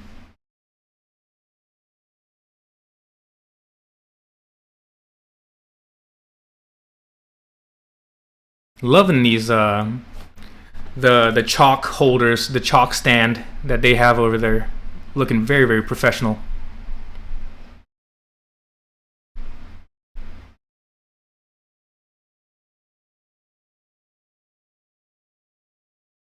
Alright, Judy giving them a little bit of warning. Don't mess around with the elbows. And wow, look at that fucking wrist on Beck Seong-yul. It's so thick. His forearm insertion is like right at the wrist. Like, if only I had that. Mine's just baby wrist compared to his. And oh! Beck might not be able to slip out of this one. Not sure what they were going to call. Going to the strap. So all slips go to strap. I guess that's the rules for this one.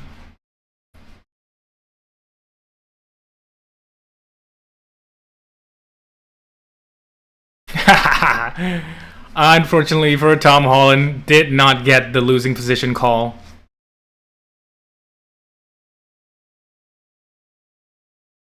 So yeah, Judy standing her ground on her call.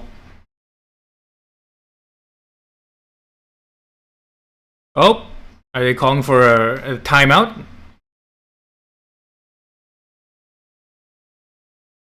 So they're going to the video review right now. Stream's a little bit choppy for me. Let me just refresh it. Glad you didn't bet in this match. Yeah, same here. As much as I'm rooting for Beck, this is not the kind of match that you want to put money on. Hey James, what's up, man? Just in time for possibly the best match on the card. Beck Seong-yul versus Ji Hyun-min. No, not Ji Hyun-min. I don't know why I said that. It's because Ji Hyun-min is on the screen. But Beck Seong-yul versus Tom Holland. So excited.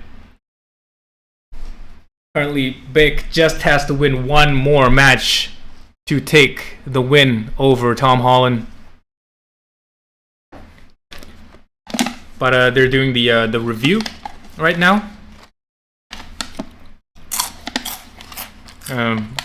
Getting on some food because I've been up since 5 a.m. Just for this show. Haven't gotten breakfast yet, so don't mind me with my ASMR over here. Hey James, definitely, it's been a great show so far. Awesome show so far.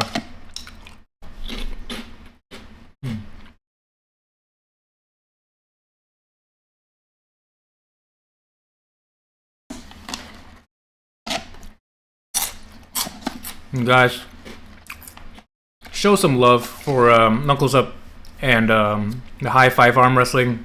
If you have the time, you can hop over to their social media pages.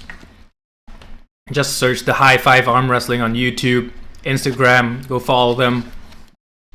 Bringing us awesome matches. And, you know, from a personal standpoint, as an East Asian arm wrestler, I'm very grateful to them to bring these athletes over.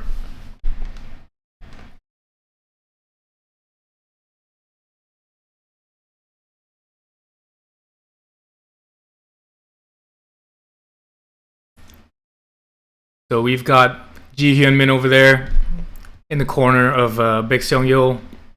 I'm giving him the old rub down, getting the blood out of that very thick forearm of his.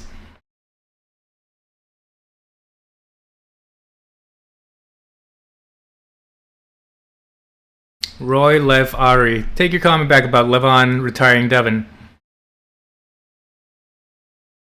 Okay, yeah, I don't really know what that was about, but I don't think Devin's retiring anytime soon.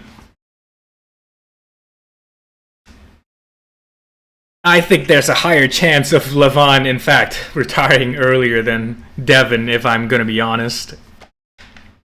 If he wants to keep up that size of his, you know, it's not going to be a long career. That's all I'm going to say about that. So I think they're still reviewing the footage. Tom Holland was calling slip in losing position, but to my knowledge, Knuckles Up 3 doesn't have such a rule. It's just all slips go to strap.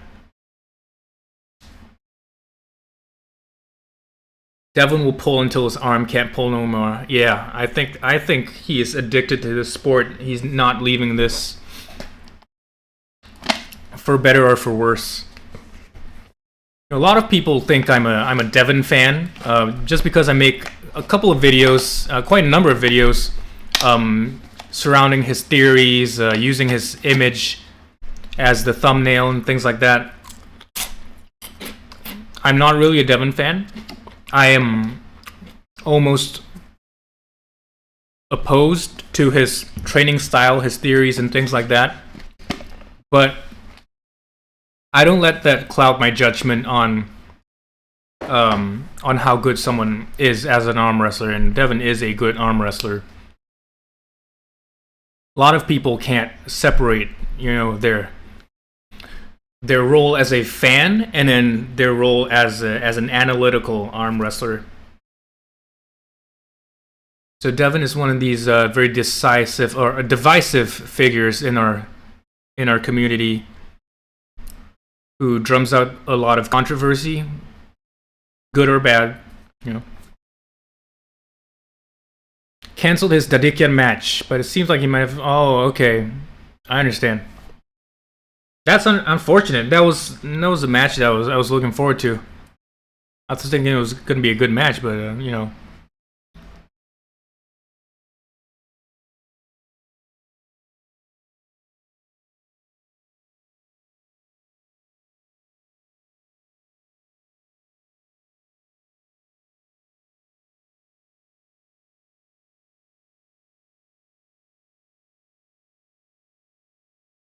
Okay, so yeah, Judy over there giving a very clear explanation for their call, and they're going into the strap match. Didn't really know if it was a slip above or below the peg.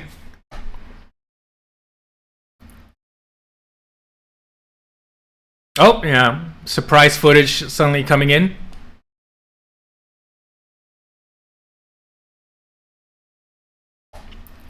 How do you rate Knuckles Up 3 so far compared to the other ones? So Roy, I think Knuckles Up 3, production-wise, it is... this is a very, very good question. I think camera work-wise and all that... Oh, they have just called the win for Tom Holland. My goodness. Okay, winner Tom Holland. So he's stuck by his guns. Win for Tom Holland. Yeah, but going back to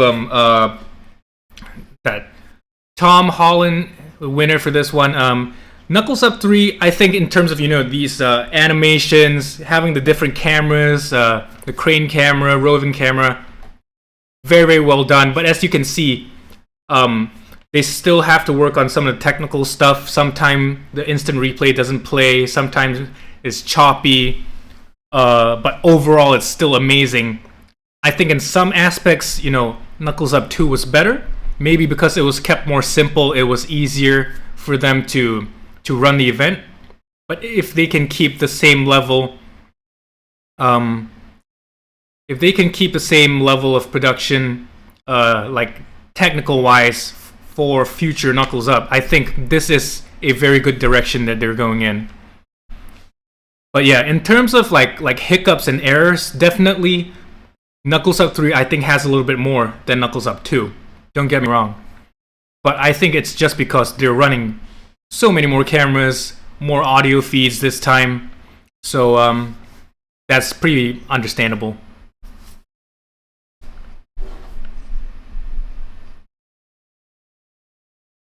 So we have Tom Holland on the bad side of the strap right now. Baek Seung-yeol has to take one more win over him. Beck has to play it safe.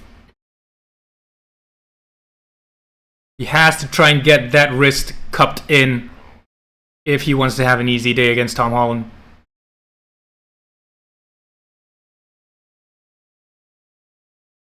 One last pin for Baek Seung-yeol is all he needs.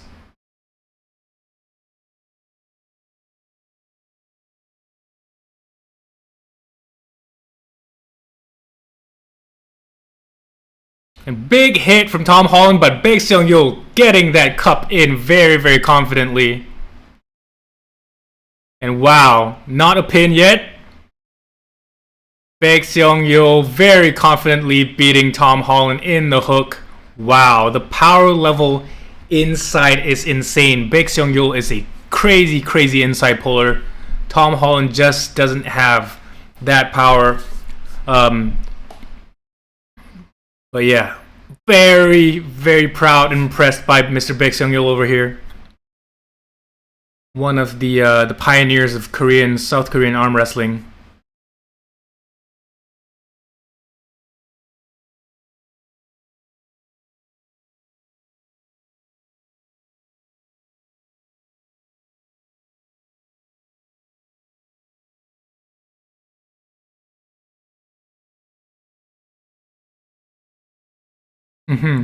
Surprised by the top roll.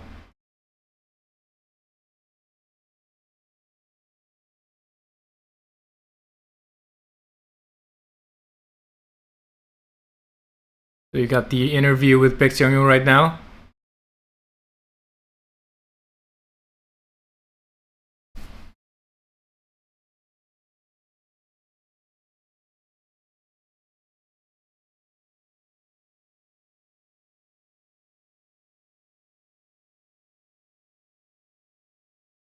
Okay.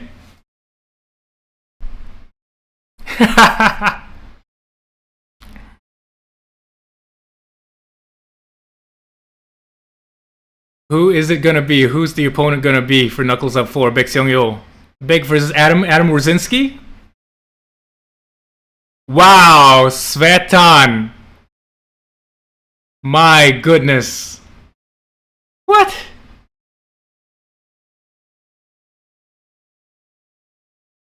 Wow, this is an amazing gift. Gave him a guitar? That's amazing. Knuckles Up 3 guitar. This is awesome. Pretty cool gift from Guitar Center, one of the sponsors of Knuckles Up 3.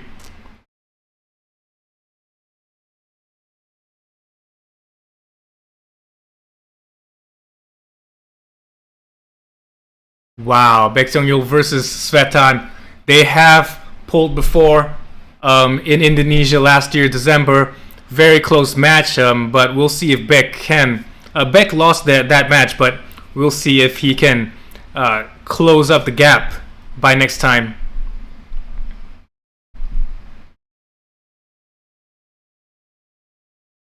Super heavyweight.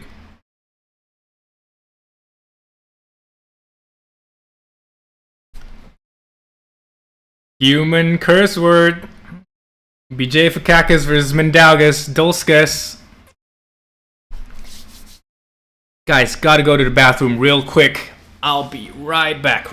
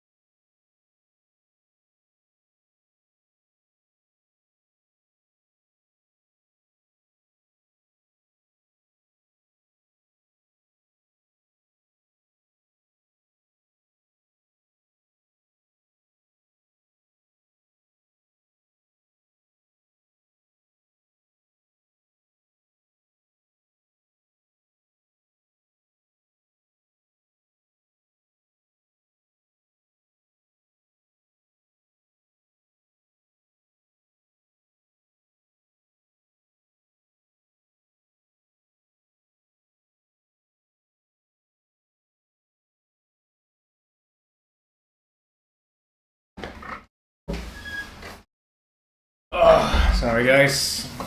Went to get some water as well. Hopefully I didn't miss anything. BJ on the left, Mindaugas on the right. And wow! Mindaugas just wrist curled him in. And with that sort of press hook, very, very strong.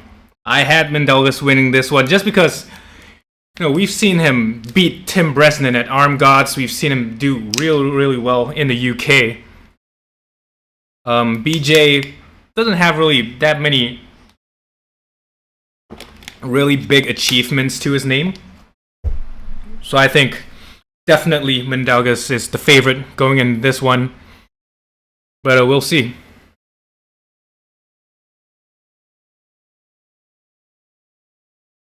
Because I know BJ's like, he's not ranked in the US, right? For super heavyweight. Not that I know of.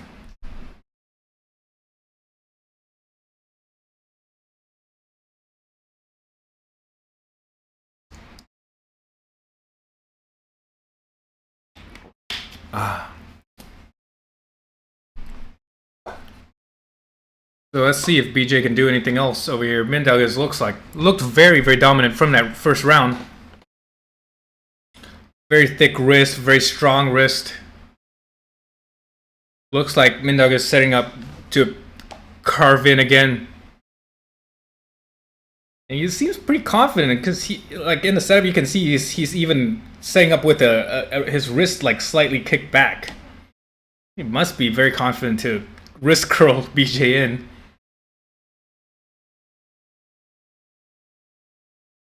Wow, just easily wrist curling him in. Wow. This is a massacre.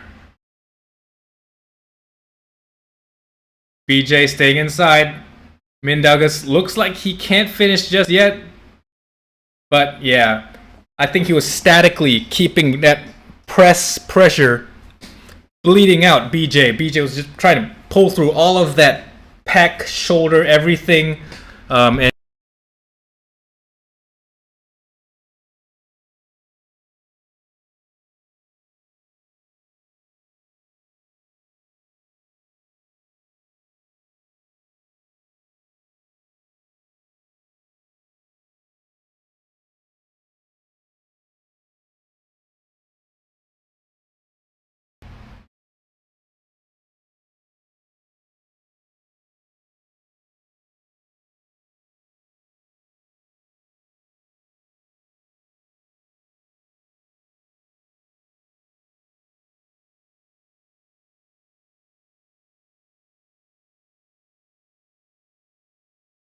okay, fixed the audio video issues. But wow, very, very impressive. I'm seeing my camera and the batteries dropping down. So if my video just goes off halfway through, apologies for that. Because even though the camera is plugged in, I think it's eating up battery faster than it's being charged somehow. But I'll still be on. I'll still be on. Tom versus Samusha makes sense. No. I think Tom versus Samusha wouldn't make sense at this point. I think even Baek Seong-yul would have a tough time with Samusha. Wow, Mindaugas, very, very easy victory. Very... Yeah, BJ not wanting to continue for a fourth match. I think at this point there's no point. Mindaugas, very confident win over BJ. There's a clear strength level between those two. But yeah, just based on how Beck fared against Tom Holland, I think Samusha is still a bit too strong for Tom. Because I don't see Tom being able to top roll Samusha. And he's for sure not going to beat Samusha in a hook. So, that's my reasoning for it.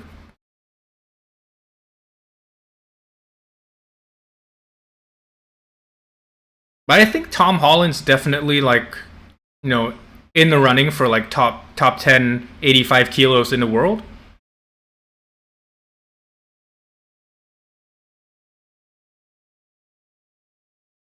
But wow, okay. Moving on to the next round. Let's see what's the next round. Mero versus Mario Tembakis. Ryan Bone is gonna be excited for this one.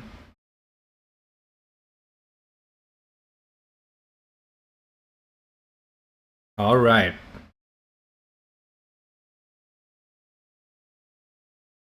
Tom can't handle the Samusha lock right now. Yeah, for sure. Unfortunately, though, Tom's a really good arm wrestler. Just not quite at that, you know, top 5 in the world level. Tom's Rositz? Oh yeah. Well, Tom Rositz is a bigger guy. He competes at like 90 kilos. So if he cuts down, I think for sure it could be a good chance.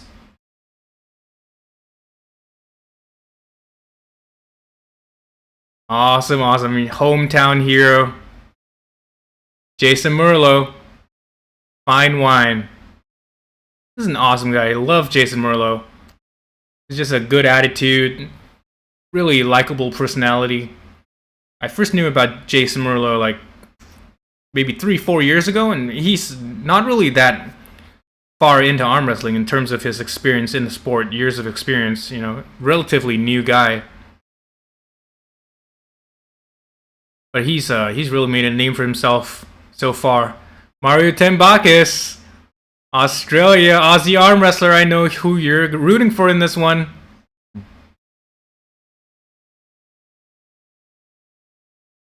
Wow, Mario Tembakis had to cut like 30 pounds for this, I think.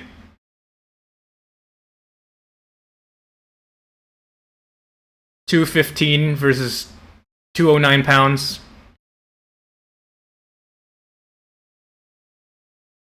New Jersey versus Australia. Hometown hero versus the hero from Oceania.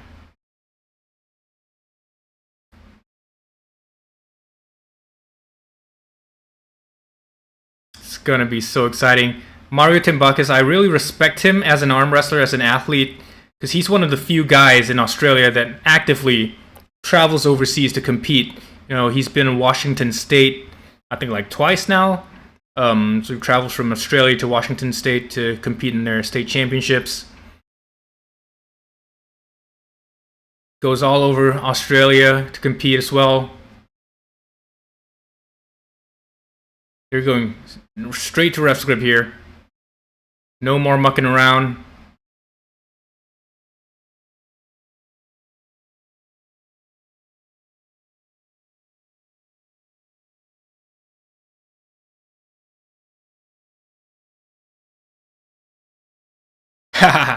So in the commentators booth, we have Will from New Jersey as well as Aussie arm wrestler from Australia. So both of them opposed very obviously in who they're backing for this round. Isn't Mario better on left? I don't know. I'm not familiar with that. I know he's strong in his left, but I don't know if it's better.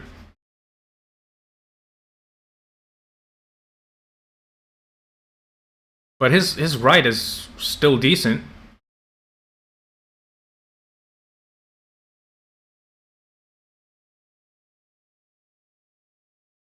Yes? Oh, so I'm assuming you're saying yes to Mario being better on left. Okay. Well, we'll see what level his right is at. Coming in as the bigger guy, there has to be some form of advantage, right? Wow, Jason Merlo holding on with his bicep. Mario Timbuk is not quite able to finish, but he had the wrist over there, able to cup Jason Merlo in, but not quite finish. Yeah, Jason Merlo looked like he was going for top roll over there, but got turned in by Mario. So Mario's wrist has to be pretty strong.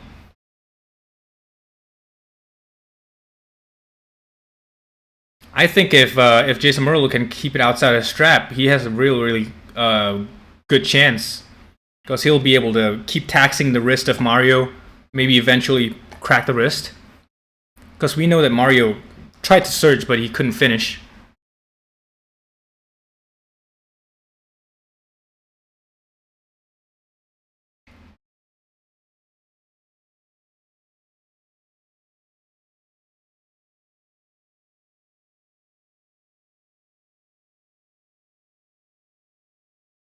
And oh!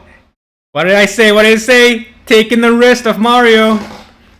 But now, going into the strap, things might change. Jason, extremely strong top roll from this young man.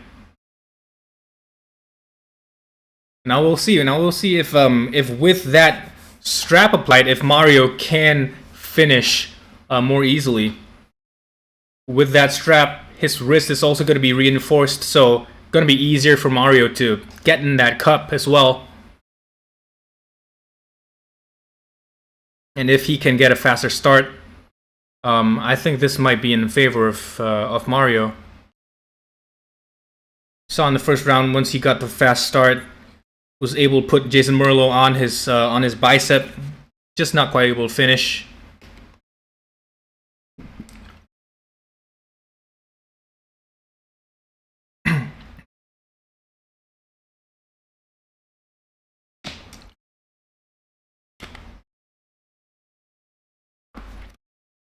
Back to a rough script.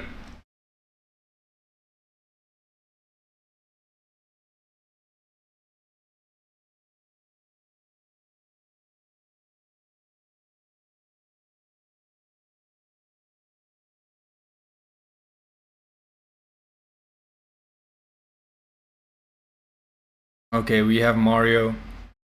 Both of them pretty stoic expressions. Jason with a little bit of frown over there, is not really that happy with the setup maybe. Mario maybe looking a little bit nervous. I think if he can get it to his winning side, Mario's going to get a huge confidence boost from this. But we'll see. Looking like Jason has a really good height. Yeah, Jason has the height. Looking like Jason Merlo is going to be able to take the wrist of Mario. You can see he's squeezing in his thumb like that. You can see how he's doing that. That's to get him further out of Mario's fingers, so that his fingers can't go around. So top rolls, if you have trouble setting up against hookers, squeeze in that thumb, and you can get them, a little bit further out of their hand. So even in a rest grip, when they're closing your thumbs, you can do that if you're sneaky enough with it.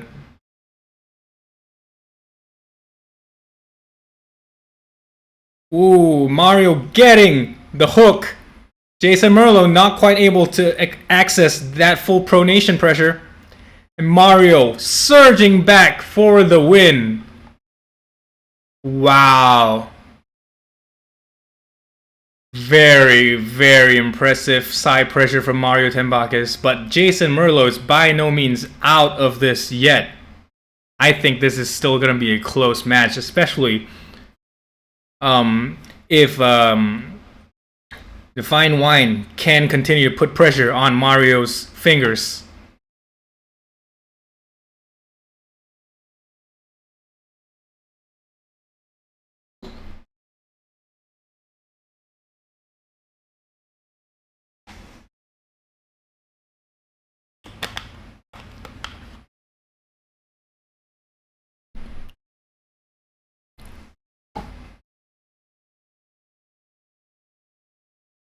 All the sponsor shoutouts earlier over there.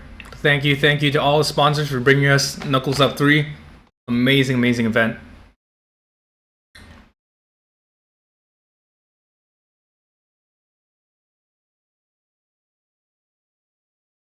So both of them have to get back to the table now.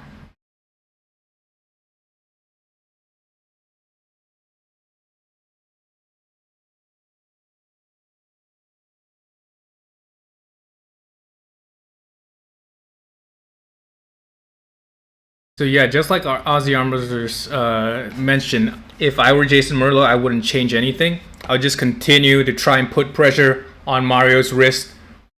We've seen him take the wrist once in this match. So see if he can do it again.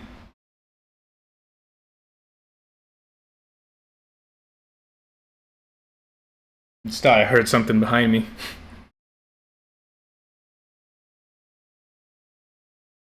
Wow. Look at that arm on Jason Merlo. On the veins popping out. Mario has the height, so probably shorter arm than Jason Merlo. You can see his knuckles slightly higher up. Knuckles up.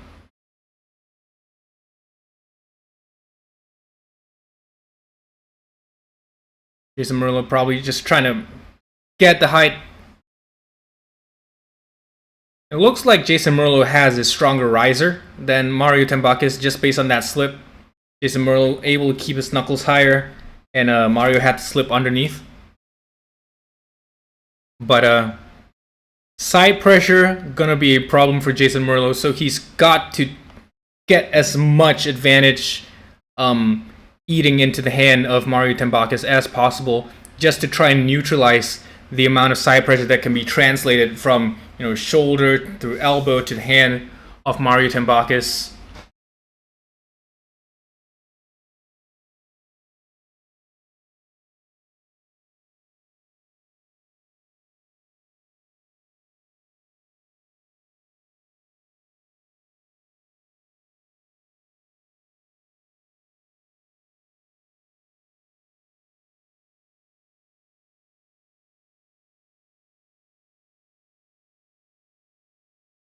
Yeah.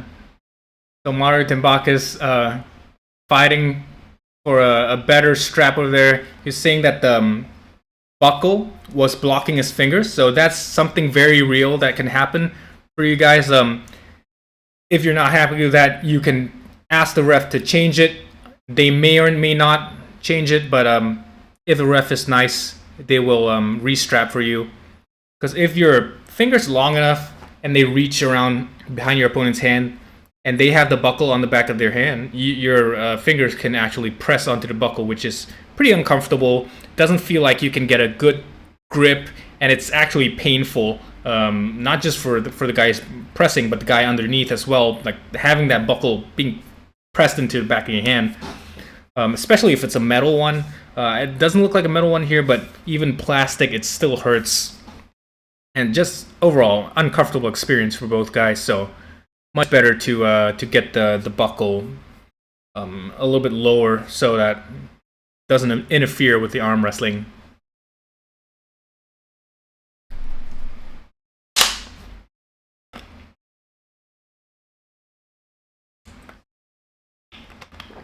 So both going to the ref script again.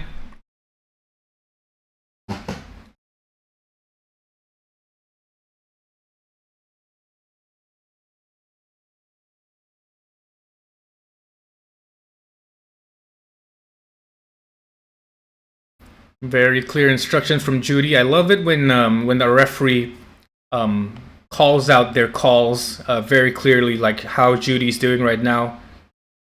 Makes it very clear, not just to the athletes, but to the audience as well, as to what's going on, which I think helps to add on to the entertainment aspect, especially for newer people who might not be as familiar with the sport. So being a good ref is not just about like the rules, but also the communication of the rules. And wow, Mario Tembakis, elbow foul over there. And guys, sorry, camera just ran out of battery, so I'll be charging it for a while.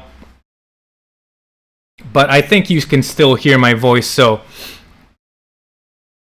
right now I'm gonna try and hop over to a different camera just to see if I can feed my my iPhone camera into the YouTube feed. But if not, then it'll just be a couple more minutes until I turn on my camera again. Hey Nadia, what's up? Yeah, thanks for the feedback. Yeah, because my mic is directly connected to the computer, so the mic has no issue. It's just the camera sort of overheated after like 2.5 hours of straight streaming. So I'm working on getting a better camera right now. Just probably a couple more months of ad revenue should be able to get me there, and then hopefully get a dedicated camera for live streaming straight from my computer. Because now I'm using the computer. I'm using the camera that I use to record videos for vlogs, for normal arm wrestling and stuff like that, and it's not really designed to be a webcam live stream type camera that can run for hours and hours. So that's why it ran out of battery and overheated.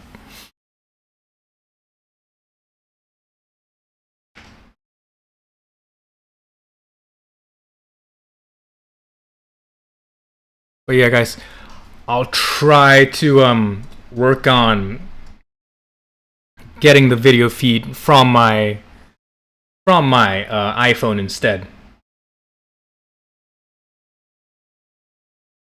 Parker super chat $2. Camera fund. Thank you, buddy. Definitely going towards the camera fund. I will get a better setup, I promise. Just that now, especially with me moving out in a couple of months, funds have been a little bit tight lately, but we'll get there.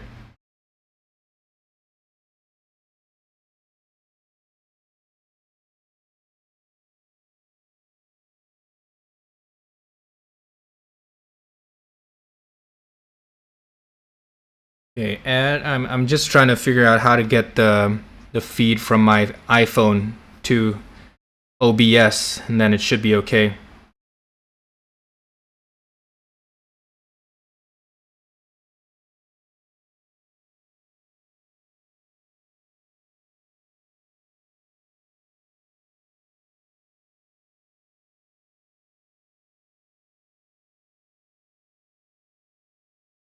Alright guys, trying to use a website called Video Ninja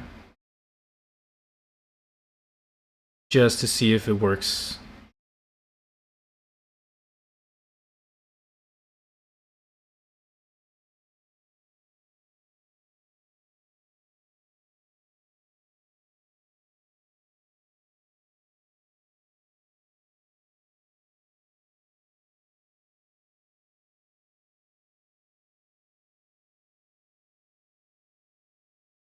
Okay.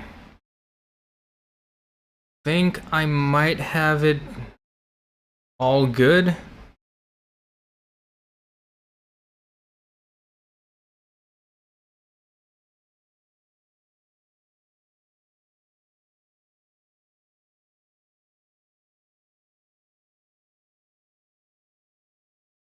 And then I have to copy the source to my OBS.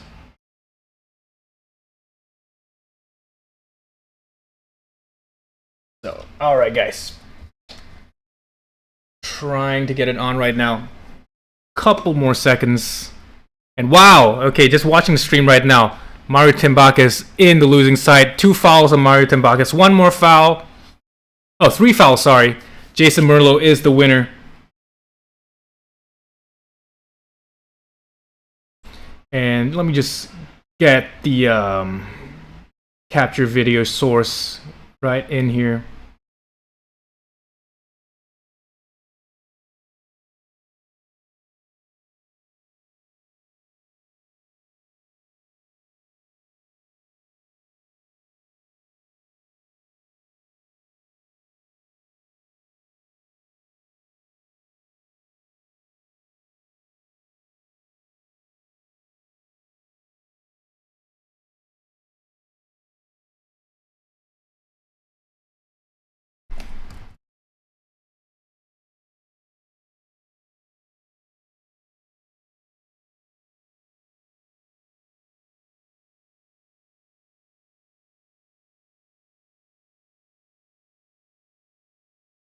All right, looks like it's working. So yeah, sorry about the messy bed right there, but getting the feed from my iPhone camera right now.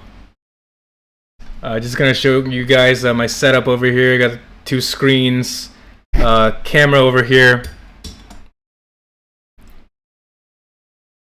But yeah, we're back at least for now.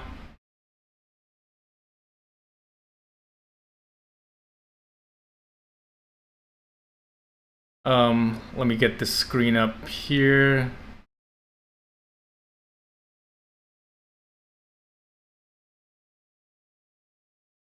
And let me bring a window above.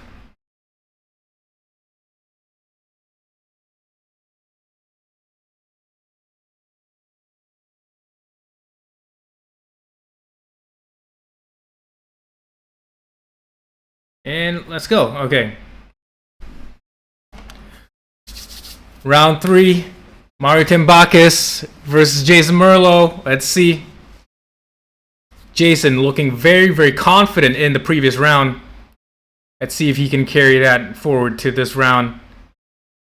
Oh, looking to be a little bit more on Mario's side in terms of the center table. Judy's a great ref. For sure. Very, very great ref. Honestly speaking, is one of the legends of Polish arm wrestling.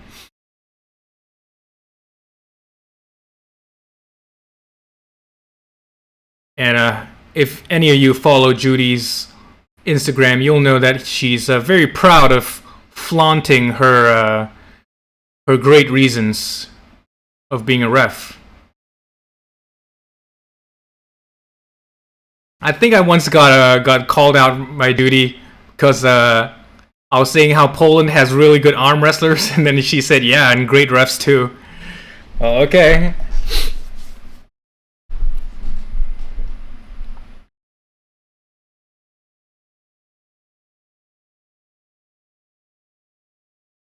Round 3 coming in. Hopefully, this has been a very, very long setup. Jason Merlo, you can see, starting with the thumb pushed in front and taking the wrist of Mario Tenbacas' elbow foul. Mario, I don't think it's worth it for Mario at this point to try and dive in outside his strap. Seems like the back pressure from Jason Merlo is just too much, and Mario is just gonna risk more elbow fouls if he tries to do that.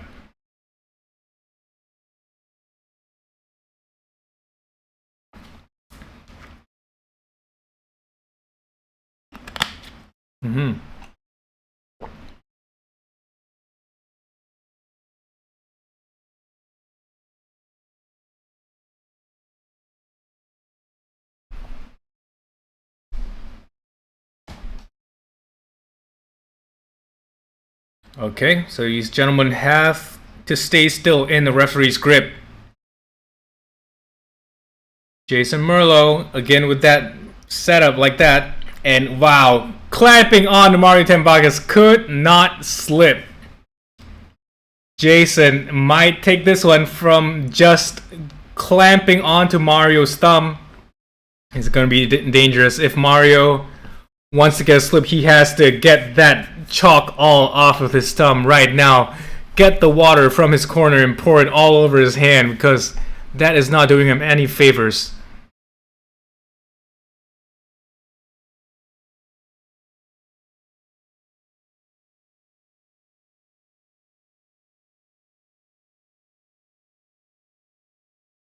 So Mario, very, very desperate to slip right now, I can tell. Jason just has to keep continuing on with his game plan, and I think he'll take this one. Mario's confidence is going to be dropping because he just failed to slip twice. One more foul and it's game over for Mario for this round. And yeah, holding on, gorilla grip from Jason Merlo again. And Mario desperately just pushing forward down just to get to the slip. But yeah, you can see the desperation from Mario Tambakis.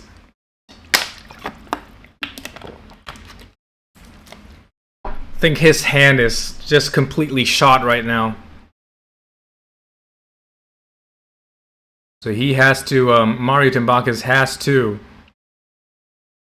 somehow, turn this match into a side pressure battle. I think he can do it in the strap at least. But I don't think he's going to be able to do it off the start. I think it's going to be something where he catches Jason Merlo and then somehow force back with side pressure.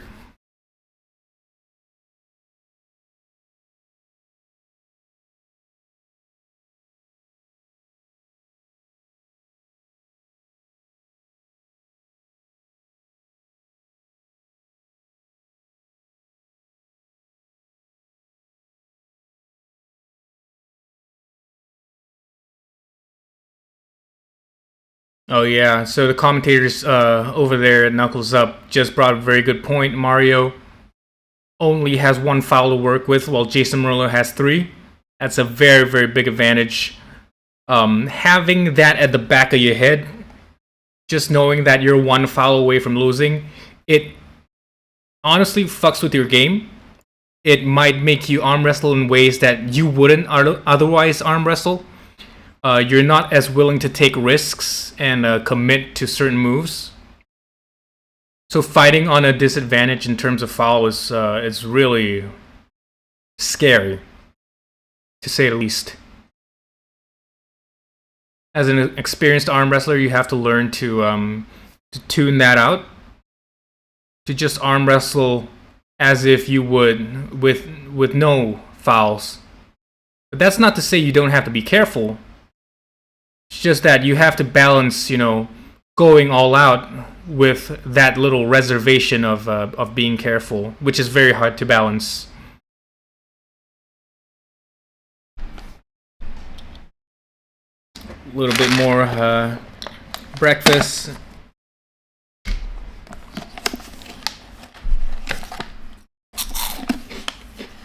Well, this is the moment that will determine whether Jason Merlo or Mario Tambakis is going to win this one. Let's see.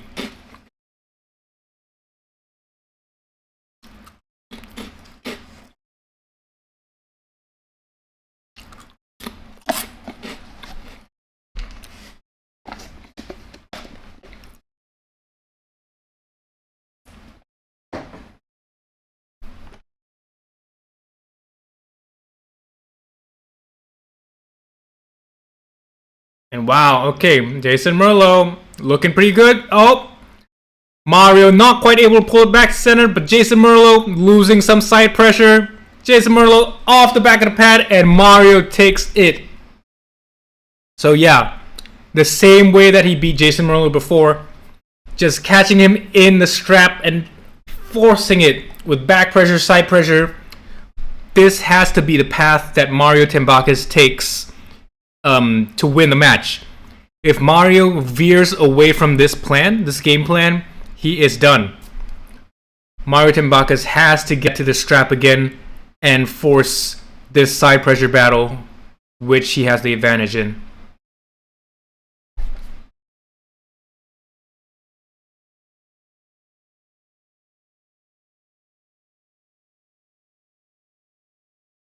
Ooh, this is such a close match. Just gonna check what the next one is. Oh, next one is the final match already, which is Asenov versus Camille. So, those of you watching at home, Jason Mero versus Mindaugas, and then next is gonna be the final match of the day. So this is the co-main card, so to speak.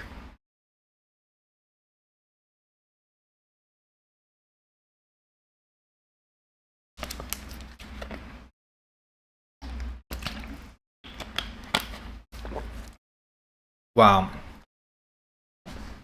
So right now, scores 1-2. Mario has to take one more win for this deciding match. It's gonna be a little bit more difficult, I think, with that just a little bit more fatigue. But that goes both ways as well. Now Mario gets the good side of the strap, so that could work really well to his advantage. Getting the good side of the strap, especially on the key match, it's a huge confidence booster.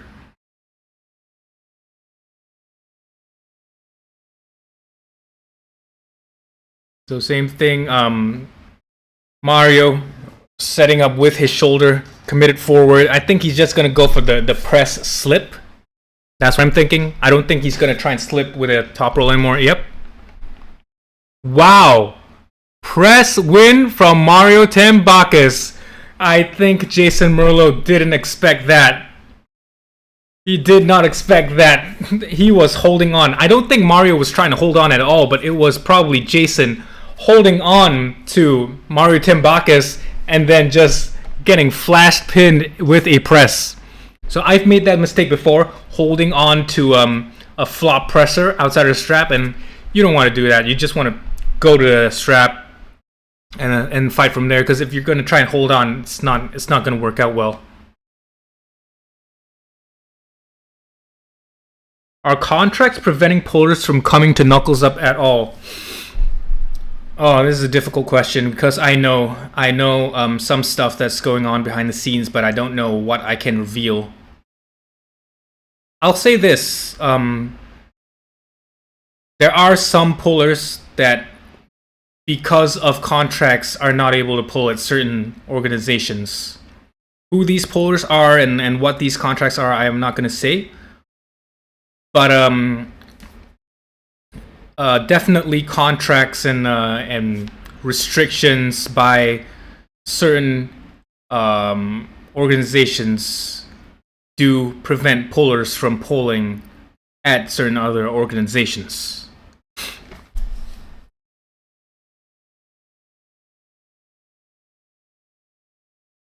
So yeah, hopefully in the future the contracts work more like a one-off thing, or at least the contracts are modified so that they're not as restrictive. But right now, unfortunately, there are a number of contracts out there that are preventing pullers from pulling.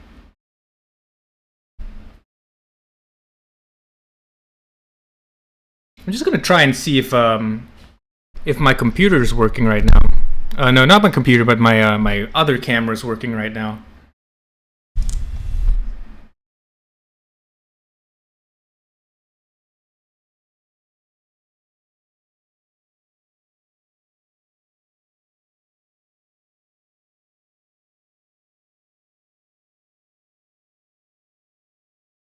Oh, okay. So it's working. We can have this double camera going.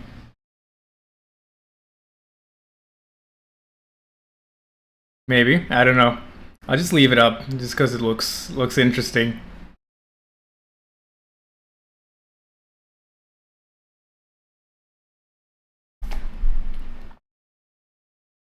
So yeah. Um, camera is this one. This one right here. iPhone camera over there. Double camera working. Glad you're not high right now. Yeah, I'm just doing this for fun. I don't know if it actually looks good, but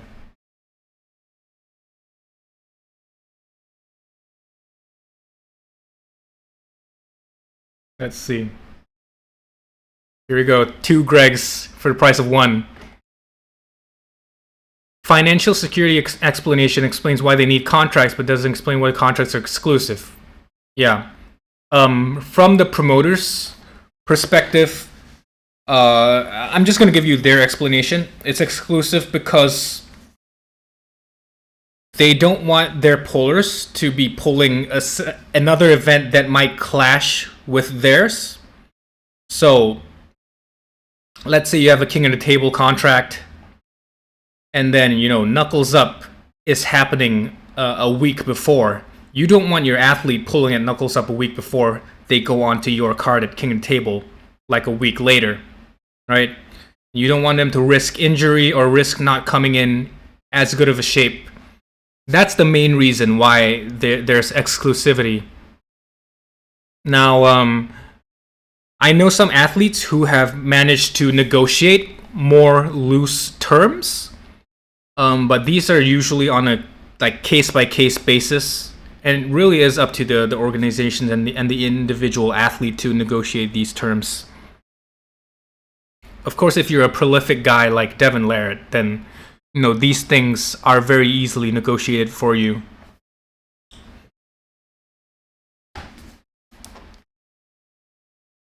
But yeah, definitely the financial security thing. If you have a contract, then you have guaranteed matches throughout the year. So there's that guaranteed income flow for the athletes. See Camille at East vs. West and Knuckles Up. I wonder if he has a contract. Yes, he does.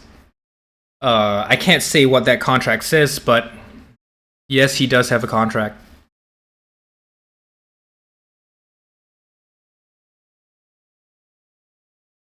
So both of them still arguing over the slip. No, the flash press, I think.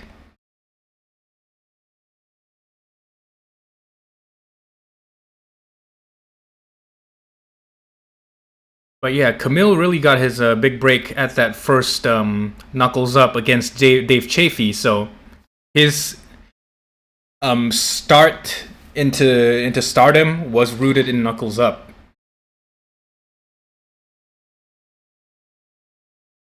Heard rumors of East vs. West deliberately being scheduled to clash with Knuckles Up in order to shut them down. This one I can tell you is not the case.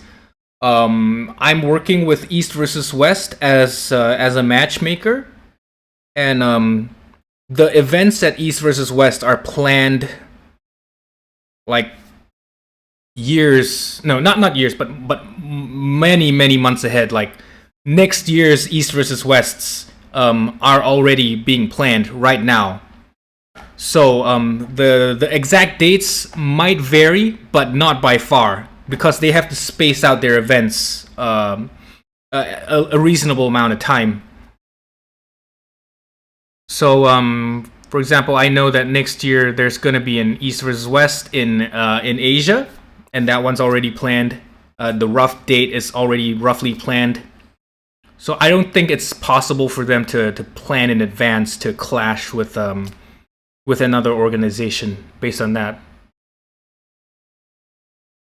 Roy, Levi, Ari, contracts are necessary for any promotion to succeed. It's a business after all. Yeah.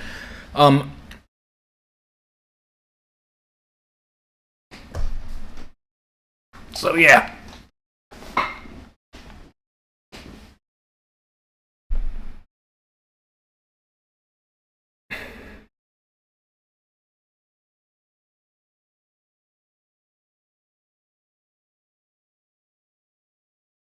Sorry, just adjusting the camera over there because it was bugging out a little bit. But yeah, back to what I was talking about.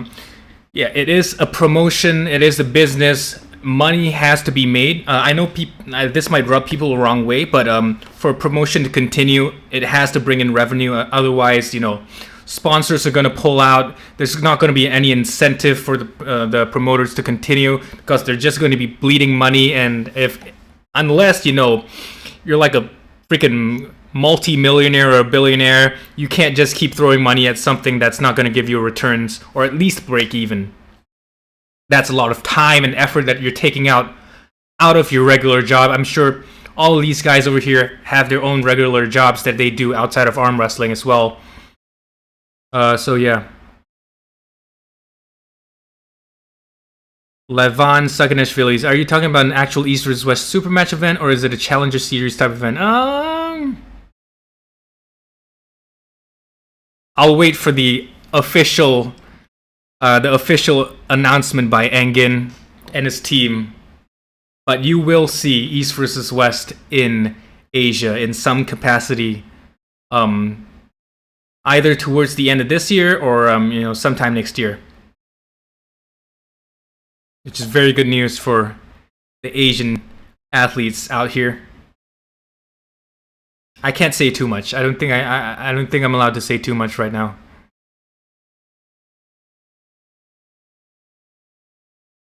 There's too much Engin deranged syndrome going on around, so anything East vs does will be looked negatively by.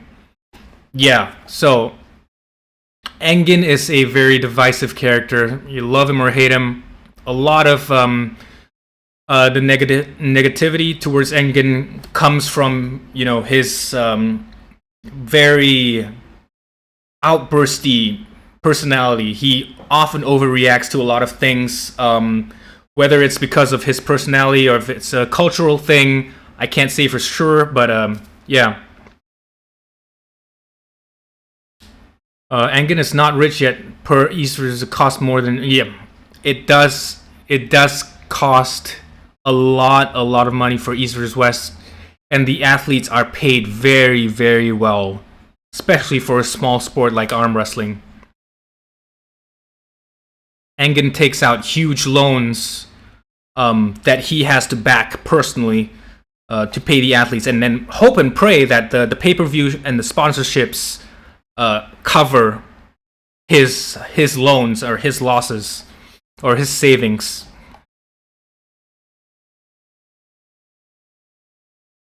Levin Saganashvili's kidney. Will I be pulling personally? Working things out with WAF right now. To be able to pull on East vs West, I have to be unbanned by WAF, which I'm working on right now. I've talked to the WAF North American vice president, as well as the WAF president, Simon Barocia. They're both working on my case right now. And I think because of WAF Europeans right now... Oh! Sorry, I just looked at the screen. Tambakis just got almost a flash pin on Jason Merlo again. But yeah, back to the whole WAF thing. I am currently halfway along the pipeline of being re-affiliated with WAF. Love it or hate it. I know some people don't like WAF. I don't like them either, but to be able to pull on East vs West, you have to be unbanned by WAF.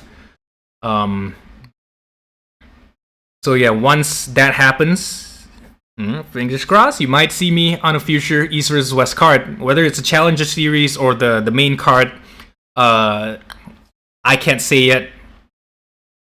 But yeah, I am working actively behind the scenes with the East vs West team. It's just that I can't appear on the events right now just because I'm in Singapore and Singapore is affiliated with IFA.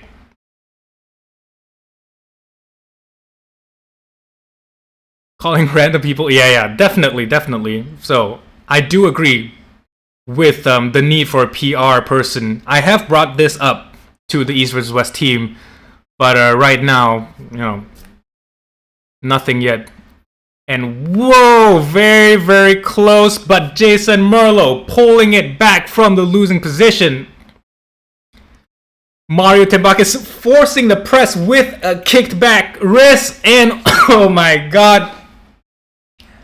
Mario Tembakis side pressure king, my goodness. That was so crazy.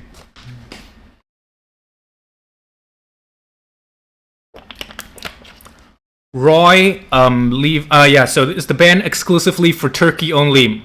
No, because East versus West, the company, the organization is based in Turkey. So Engin is the quote unquote CEO. He's over there. Unfortunately, he is being controlled by the Turkish Federation, who is in turn being controlled by WAF. So no matter where in the world, WAF still has their fingers in East versus West to some capacity. Just a little anecdote on that. We were actually supposed to have an East versus West qualifiers in Singapore. I had a call directly with Engin and his team, and it was supposed to happen sometime in the middle of this year. But then when WAF caught wind of it, they made a personal call to Engin or to his team. And oh sorry, camera died, but gonna face here. But WAF made a personal call to Engin or his team, shut down the idea of having East versus West qualifiers in Singapore, just because Singapore, the Arm Wrestling Federation in Singapore is affiliated with IFA. Even though I was going to be the organizer and I am not part of the Singaporean Arm Wrestling Federation. I'm not a president, a treasurer, a general secretary, none of that. The intention was to host it as part of my own private brand, Eastside Arm Wrestling. But even then, WAF told Engin no. So, yeah. Unfortunately, I personally have to be affiliated with WAF if I want to, help them organize events or be on their cards, things like that. And that goes the same for anyone else in the world. How many super matches are left, Andrew? Last one is left. The main card, Asenov.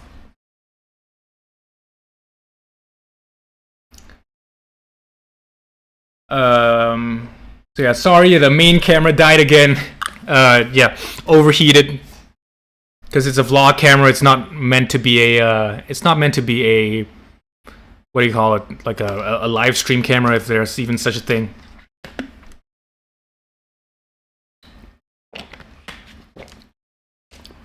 Golden Dragon, Camille. So yeah, for those of you who know, Camille was an IFA puller. He was actually the 2022 IFA World Champion.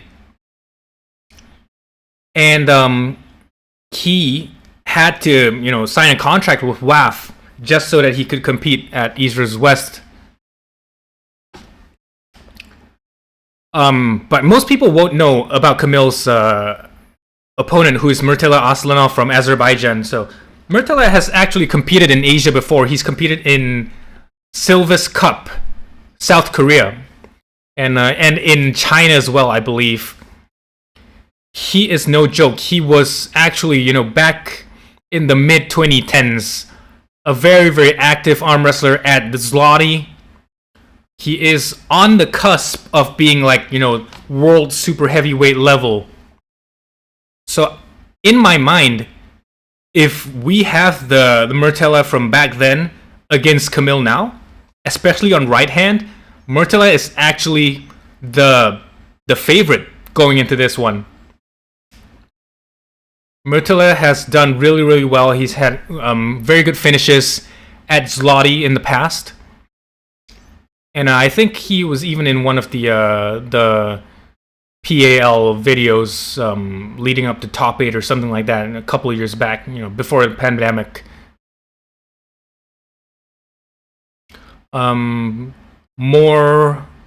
More recent matches he's had, I think he had a match against Monster Michael Todd before Michael Todd's injury. I think he had a match against Corey West as well, but I'm not 100% sure.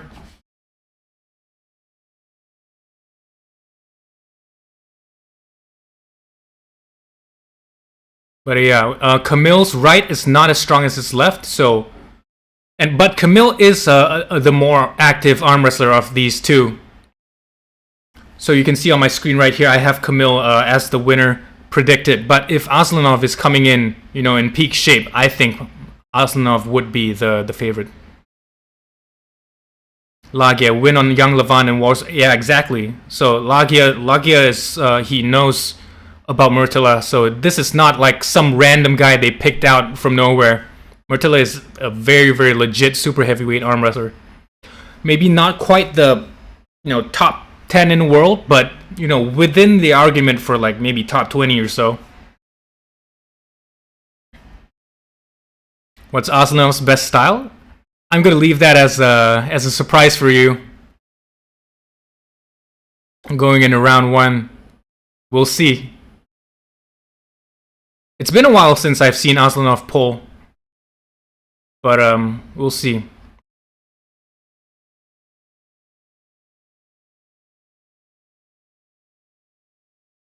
I think we'll know very well from round 1 exactly what shape he is. If Asenov beats Camille very easily, then he's still the same old Asenov from before. But if he struggles against Camille's right, which, Camille's right is strong, no doubt, but he's not like top few super heavyweight in the world type of strong.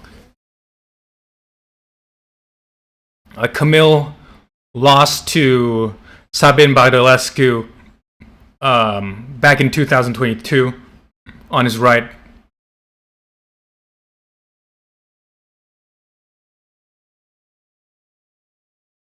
Let's see, going into the ref script, how is it going to pan out?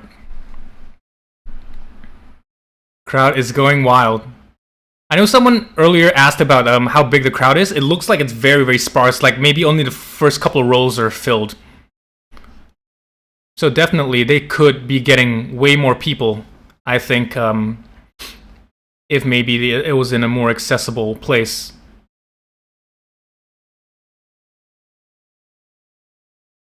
Oh yeah, happy Mother's Day to everyone. Thanks for the reminder from Aussie Arm Wrestler. Happy Mother's Day.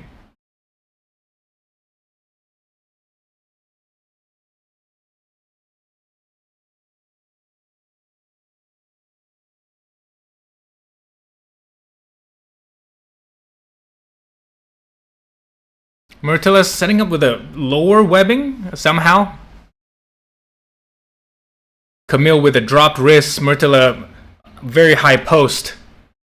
And Murtala, wow! Very easily taking that win outside of straps. Asenov coming in good shape. What did I tell you guys? Asenov is a beast. Looks like he is in good shape.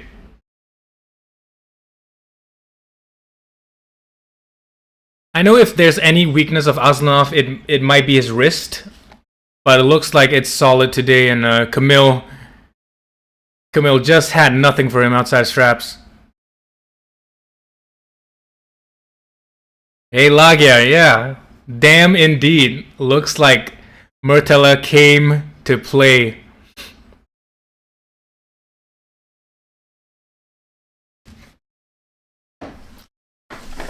Just gonna open my little cracker over here. Getting way more hungry right now.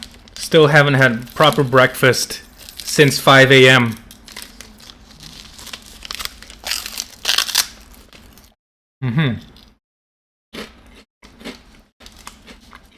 Want to see Camille go for a top roll? I think he was trying to go for a top roll. But now it looks like he just wants to... Anyway, it's super low. It looks like he just wants to dump his wrist and go for a press. Because he's getting his shoulder very far forward. If he was going to go for a top roll, I think he would be leaning back a little bit more. Yep. Foul. So I think that was more...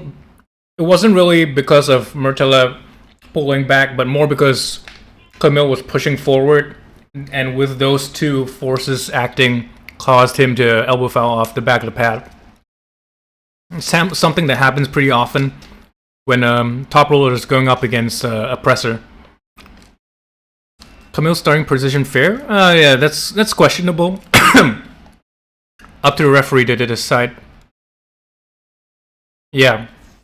So the rule is, you have to keep your shoulders square to the table, right? But he's going like this, which, you know, sometimes it's a little bit hard for the referee to see. A lot of times the referee has to push your shoulder physically. A good referee and a strict referee would do that, but sometimes when the rules are a little bit looser, like at high five or knuckles up, they might not be as strict with that.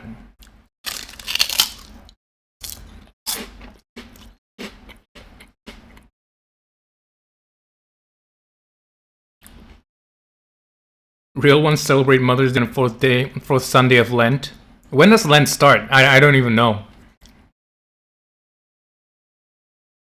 I came up, I was brought up in a Catholic school, so I should know when Lent is, but unfortunately I don't know.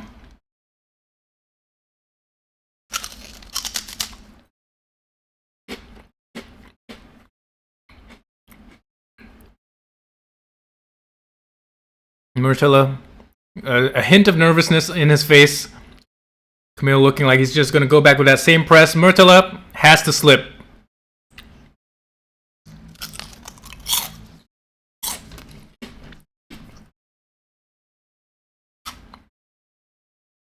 But hey guys, don't get any wrong ideas. Just because I was brought up in a Catholic school didn't mean I did anything funny, okay?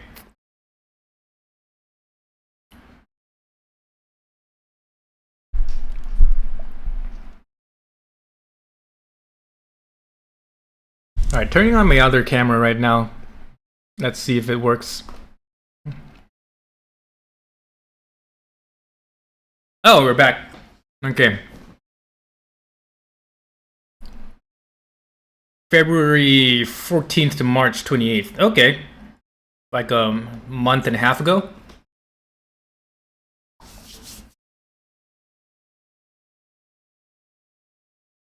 So Murtala, I think based on that slip, I think Murtala is just going to tear through Camille inside the strap as well. He's just going to be able to pull him outside of shoulder. Because the fact that Camille couldn't like flash press him outside of the strap tells me that probably Murtala is going to be able to have enough side pressure to take Camille out of that full shoulder commitment.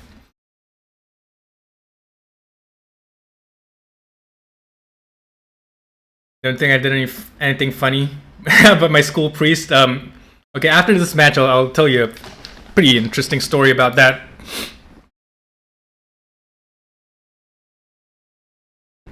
But right now, focus is on Murtala and Camille Jablonski. Camille looking like he's just gonna go for his signature press. Murtala going for his high side pressure top roll.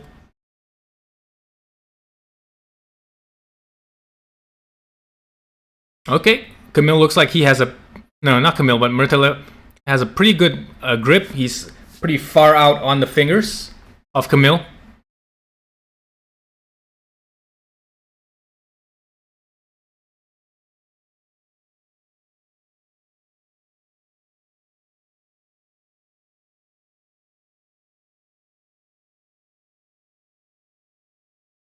Oh, you might have heard a little bit something if you're watching the pay-per-view. Secret card. Something about pulling left. So those of you guys on the pay-per-view, don't turn it off even after this round, or this match, because it sounds like we might be having a secret match going on. If you've overheard that that voice message or that voice channel earlier on.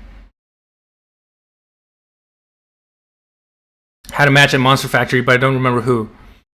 I think it was Corey West that was listed based on his Instagram, but oh my goodness, wow, Murtala, not enough side pressure like I thought.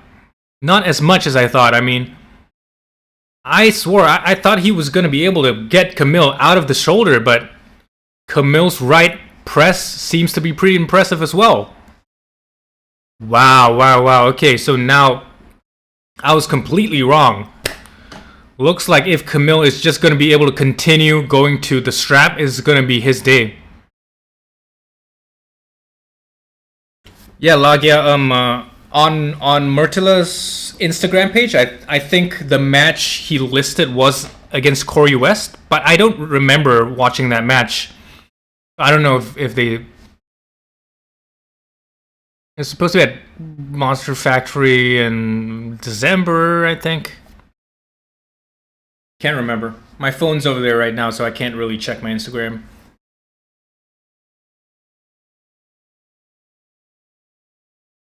My goodness. Corey won? Okay. Was it a close match, Levon? Or was it like easy sweep from Corey?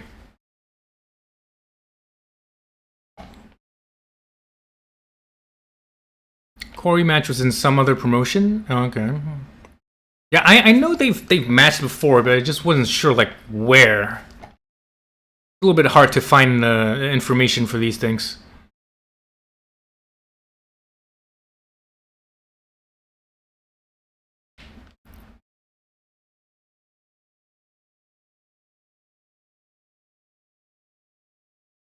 Awesome. Okay, so the Aussie arm wrestler just said bonus match coming after this because they started a little bit late on pay-per-view.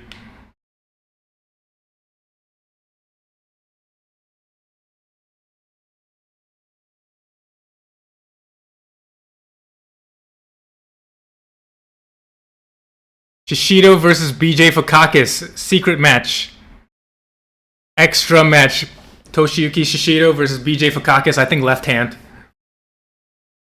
I don't remember watching, but I do remember, yeah. Oh, Brian, I'm doing Neil's podcast. Yeah, exactly. It's like a fucking blur for some reason. Like, not even sure if it really happened. I think that's one of the problems with the smaller promotions is that like the information and the matches are a little bit hard to find. Maybe they didn't archive it properly. They didn't promote it properly.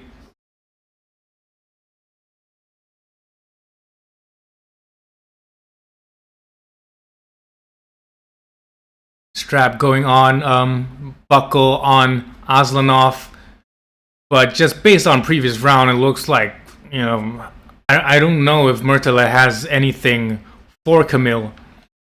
He tried to go for a top roll, couldn't. I don't know if he's going to be able to hook Camille like how Ivan Matyushenko did it, where he just like flashed him in the center with a hook. I don't know if Murtala has that kind of inside pressure.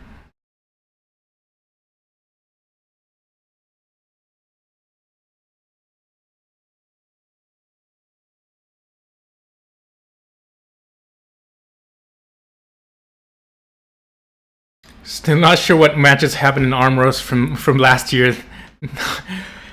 Yeah, Arm Wars is pretty much the biggest criminal in terms of like bad promotion. And I'm not saying that it's a bad promotion, but the way that it advertises and markets its matches. Oh, camera died again. But yeah, the way that it advertises its matches is absolutely horrible. No one knows what match is going on, who against who, what weight they're fighting at, or anything. Like, I don't know, man. Neil's supposed to be like this marketing genius, but so many things wrong with Arm Wars, even though their production is on point. But yeah, I just really don't know why they continue to insist on this on their current format. Especially if you're looking at the views that they're getting, it's horrible. Like, the only big views that they're getting are from Devon's matches. Camille's very good in straps considering how much how the match with Tobias went. Yeah. Sorry, Tobias. I think he likes to be called Tobias. Knuckles Up should do more promotion. Engen before events, blah, blah, blah. Yeah. So yeah, definitely the amount of promotion that Engen does for his events compared to like these other events, like night and day.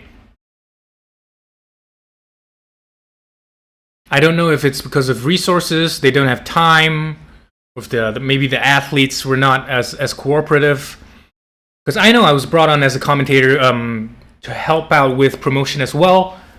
And I tried to get interviews with some of the athletes, and they said they're busy, didn't have time. So a lot of the times, it's a two-way street. The promoters can do all they can, but the athletes also have to promote themselves if they want the marketing to be successful. And as a promoter myself, helping out with other events, I understand how difficult it is to get athletes to, even get 30 minutes, an hour out of their busy days to do some promotion. And part of it is probably because there's not enough money yet in this sport. If you're working on arm wrestling full time, of course you're going to be able to do podcasts all day and things like that. For example, like Engen, arm wrestling is all he does, so he can dedicate as much time as he wants to arm wrestling. But for guys like Will and Chris over here running Knuckles Up, they have their own jobs outside of it, and they can only dedicate so much time to their promotion. So there's a big difference between doing this full time and doing this as a side gig, so to speak. And without further ado, going into round 3, big hit. Murtala holding on for dear life. Camille not quite able to get that flash press like he did from before, even having to elbow foul off the front. So a lot more power from Murtala this round.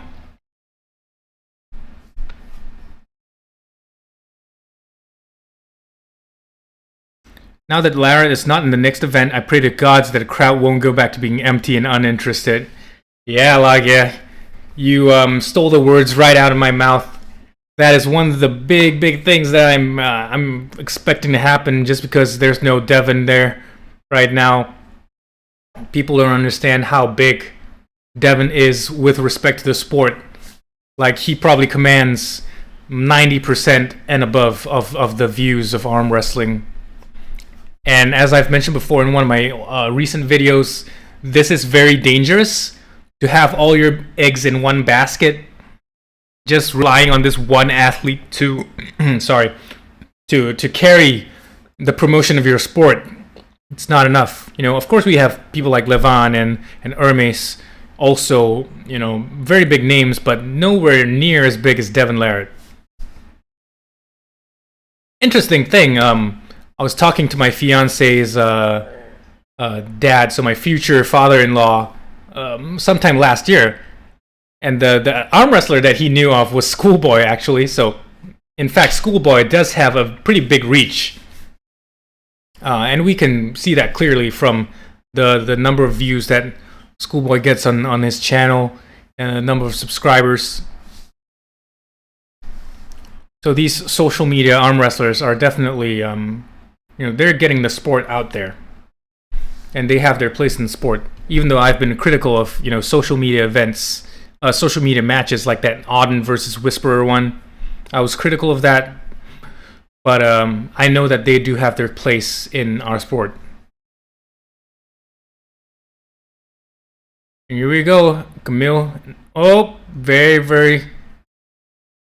2 warnings, 1 foul. Okay. Murtala has to be careful working with 2 fouls right now, right?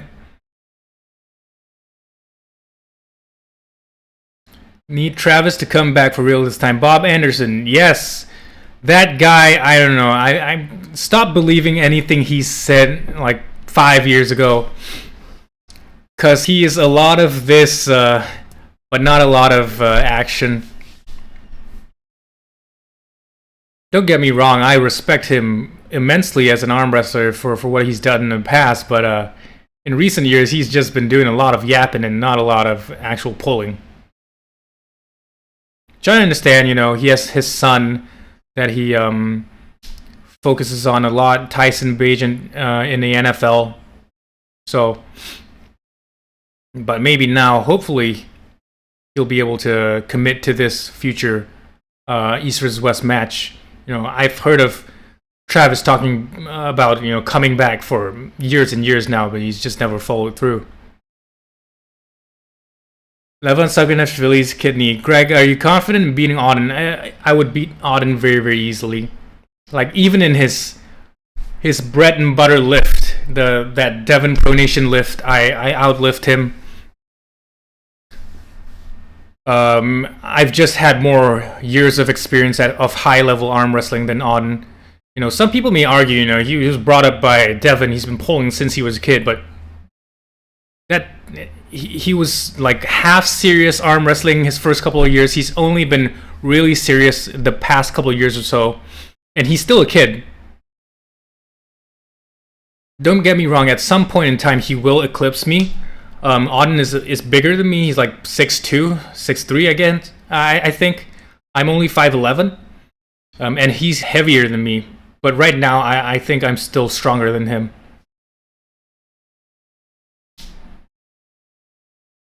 Used to not care, but low-key annoyed that young athletes from the East can't speak for effing English. Yeah, that's one of the things, man. You need to be able to speak English to connect to this wider Western audience, and that's the West is where the money is. And some of them just don't bother learning. So, I mean, that's their choice. It's not good for promotion, but it's within their full rights to. They just can't complain if they're not getting matches because they're not putting in the effort to communicate, to make themselves more communicatable. Trav's gonna pull WAF 60 kg silver medalist. Man, knowing Engen, he's gonna set Travis up with a really easy match. Engen loves those Western arm wrestlers.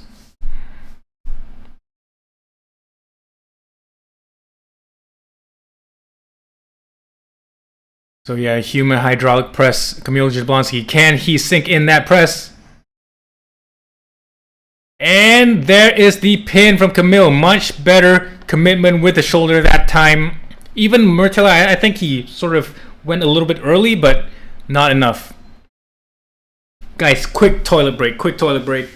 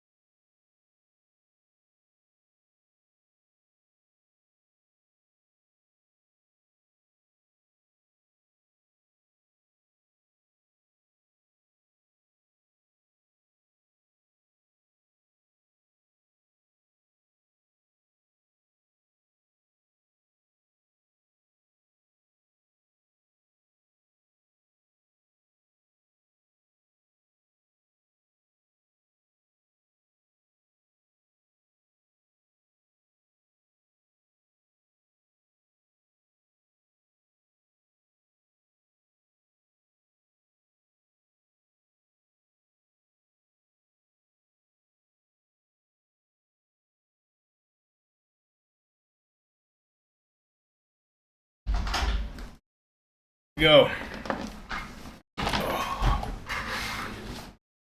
Back from my break. Yeah, just right there saying toilet, that sort of gives away where I'm from, my background. Was if I was an American, I would have said bathroom. I think Europe will soon be big consumers of arm wrestling and pay-per-views. Look at how much Europeans spend on football and sports. Yeah. Football for those Americans out there. We're talking about soccer, not American football. Yeah, a lot of money goes into that, and if arm wrestling can hit that, you know, critical point of popularity, then the money is going to start rolling in.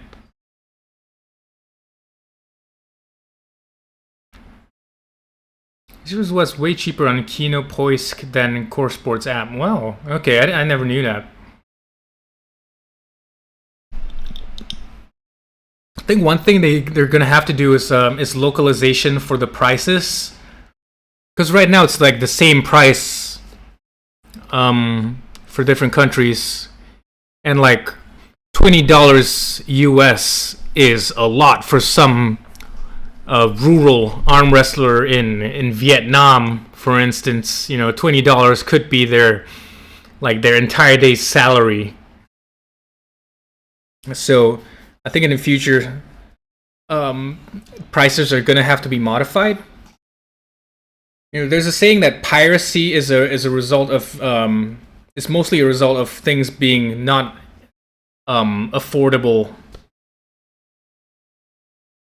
So if East vs West was adjusted to a comfortable price point for the individual regions, so being localized to a certain region, I think that would be that might be a way for them to get more pay-per-view revenue. Of course, people are gonna say like, okay, then I can just VPN myself to, freaking Slovakia or something like that, and then get a cheaper pay-per-view. But the evidence that we get from other things like TV or video games shows that localizing prices actually works. Wow.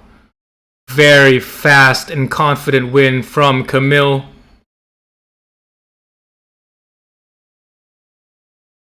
Flash press from Camille Jablonski.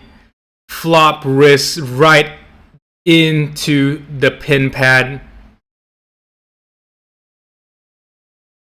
So Murtala got one win off. Thought that was the sign that he was going to win, but Camille showing why he is on East versus West.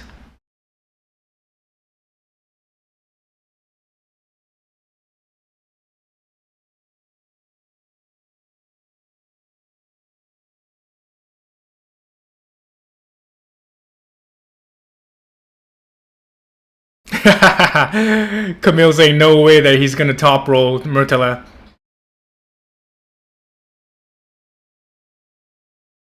So yeah, Camille trying everything in the book, eventually realizing that, plan A was the right plan after all. I'll get for you. Price is still affordable. The year pass made it easier. Oh yeah, because there's like the yearly pass now that makes it cheaper per event, right? For people in India, yeah, it's a big chunk.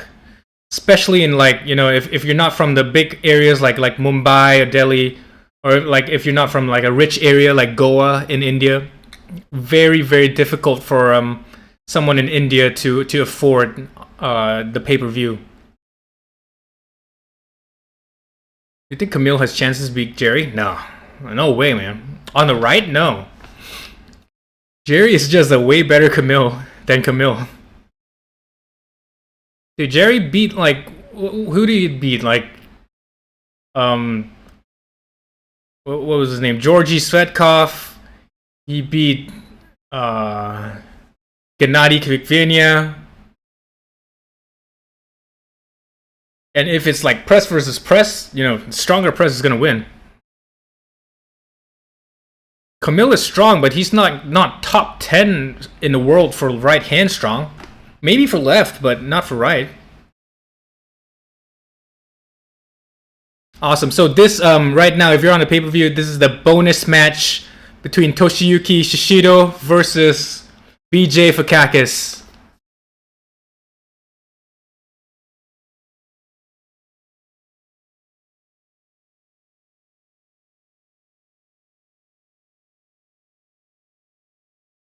So thank you to Knuckles Up 3 giving us this bonus match because the pay-per-view started a little bit late.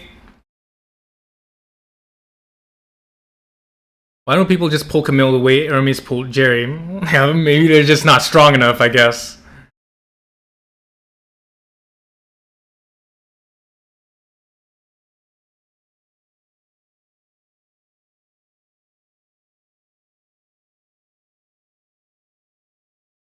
So this is going to be an interesting match. I know Shishido had a really tough match earlier on against Ji Min. He's probably a little bit more gas than BJ Fakakis, who had a pretty easy win. No. Let me see. I think I said that wrong. So BJ Fakakis, he was against Mindaugas Dolskas, who had a pretty easy loss against Mindaugas. So not really fatigued as much as Shishido. So BJ much fresher than Shishido. like Shishido, in my opinion, I don't think he should have even won that match. Like there were a couple of questionable calls, elbows off the back of the pad, but I'm not gonna argue about that. But yeah, BJ Fakakis much more fresh than Shishido. I don't think this is like a representative match at all. But it's something fun, something for the fans.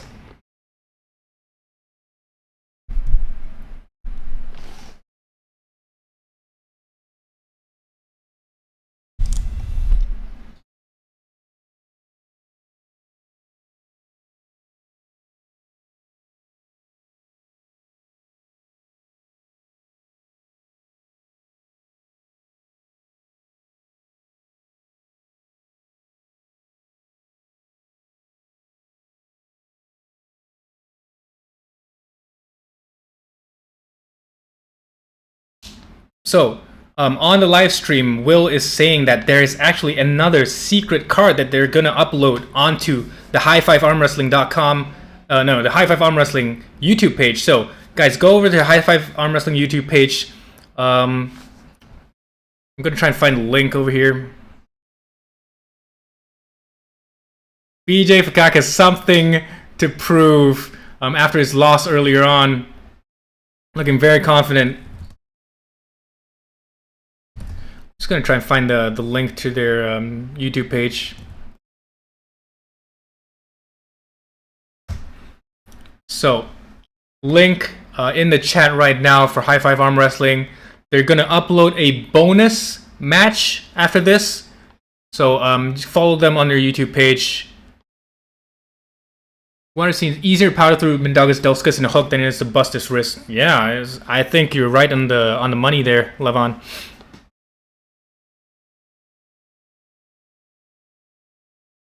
So they're wrapping up the event right now.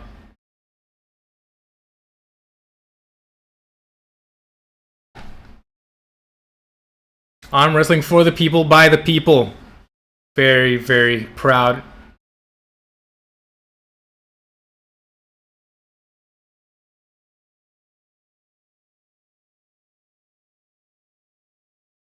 So right now, Will bringing up Chris Florendo to the table. Chris of Filipino heritage. He was in the Philippines, I think, earlier on this year, working with some of the Filipino pullers. And, we might see some Filipinos in the future Knuckles Up. Fingers crossed.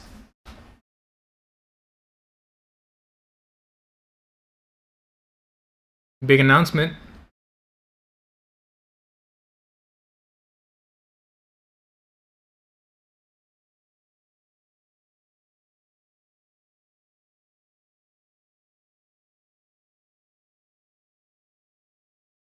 Wow.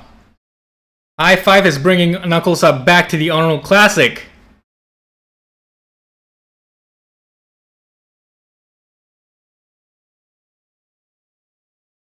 Awesome news. Alright, so big news for Knuckles Up. They're gonna be at Arnold Classic. Very big event. It used to be a invitational only event. I think you mentioned that there's going to be some kind of tournament leading up to it. So, awesome. Lagia, Svetan in the next one. Yes, in the one of the earlier matches, they said that Beck Seongyul is going to be going up against Svetan at the next Knuckles Up. So, Svetan has beaten Beck before, back in December. But it was a close match. So, we'll see if Beck is able to bridge the gap within that time. But yeah, guys. I'm gonna end the stream right here. Very, very tired and hungry, so gonna get some breakfast for myself. But thanks, guys, for tuning in. Thanks for supporting Knuckles Up as well as Eastside Arm Wrestling. Appreciate all you guys over here: Bob, Lagia, Roy, Levon, Andrew, so many of you over here. Thank you for watching, and I'll catch you guys in the next video.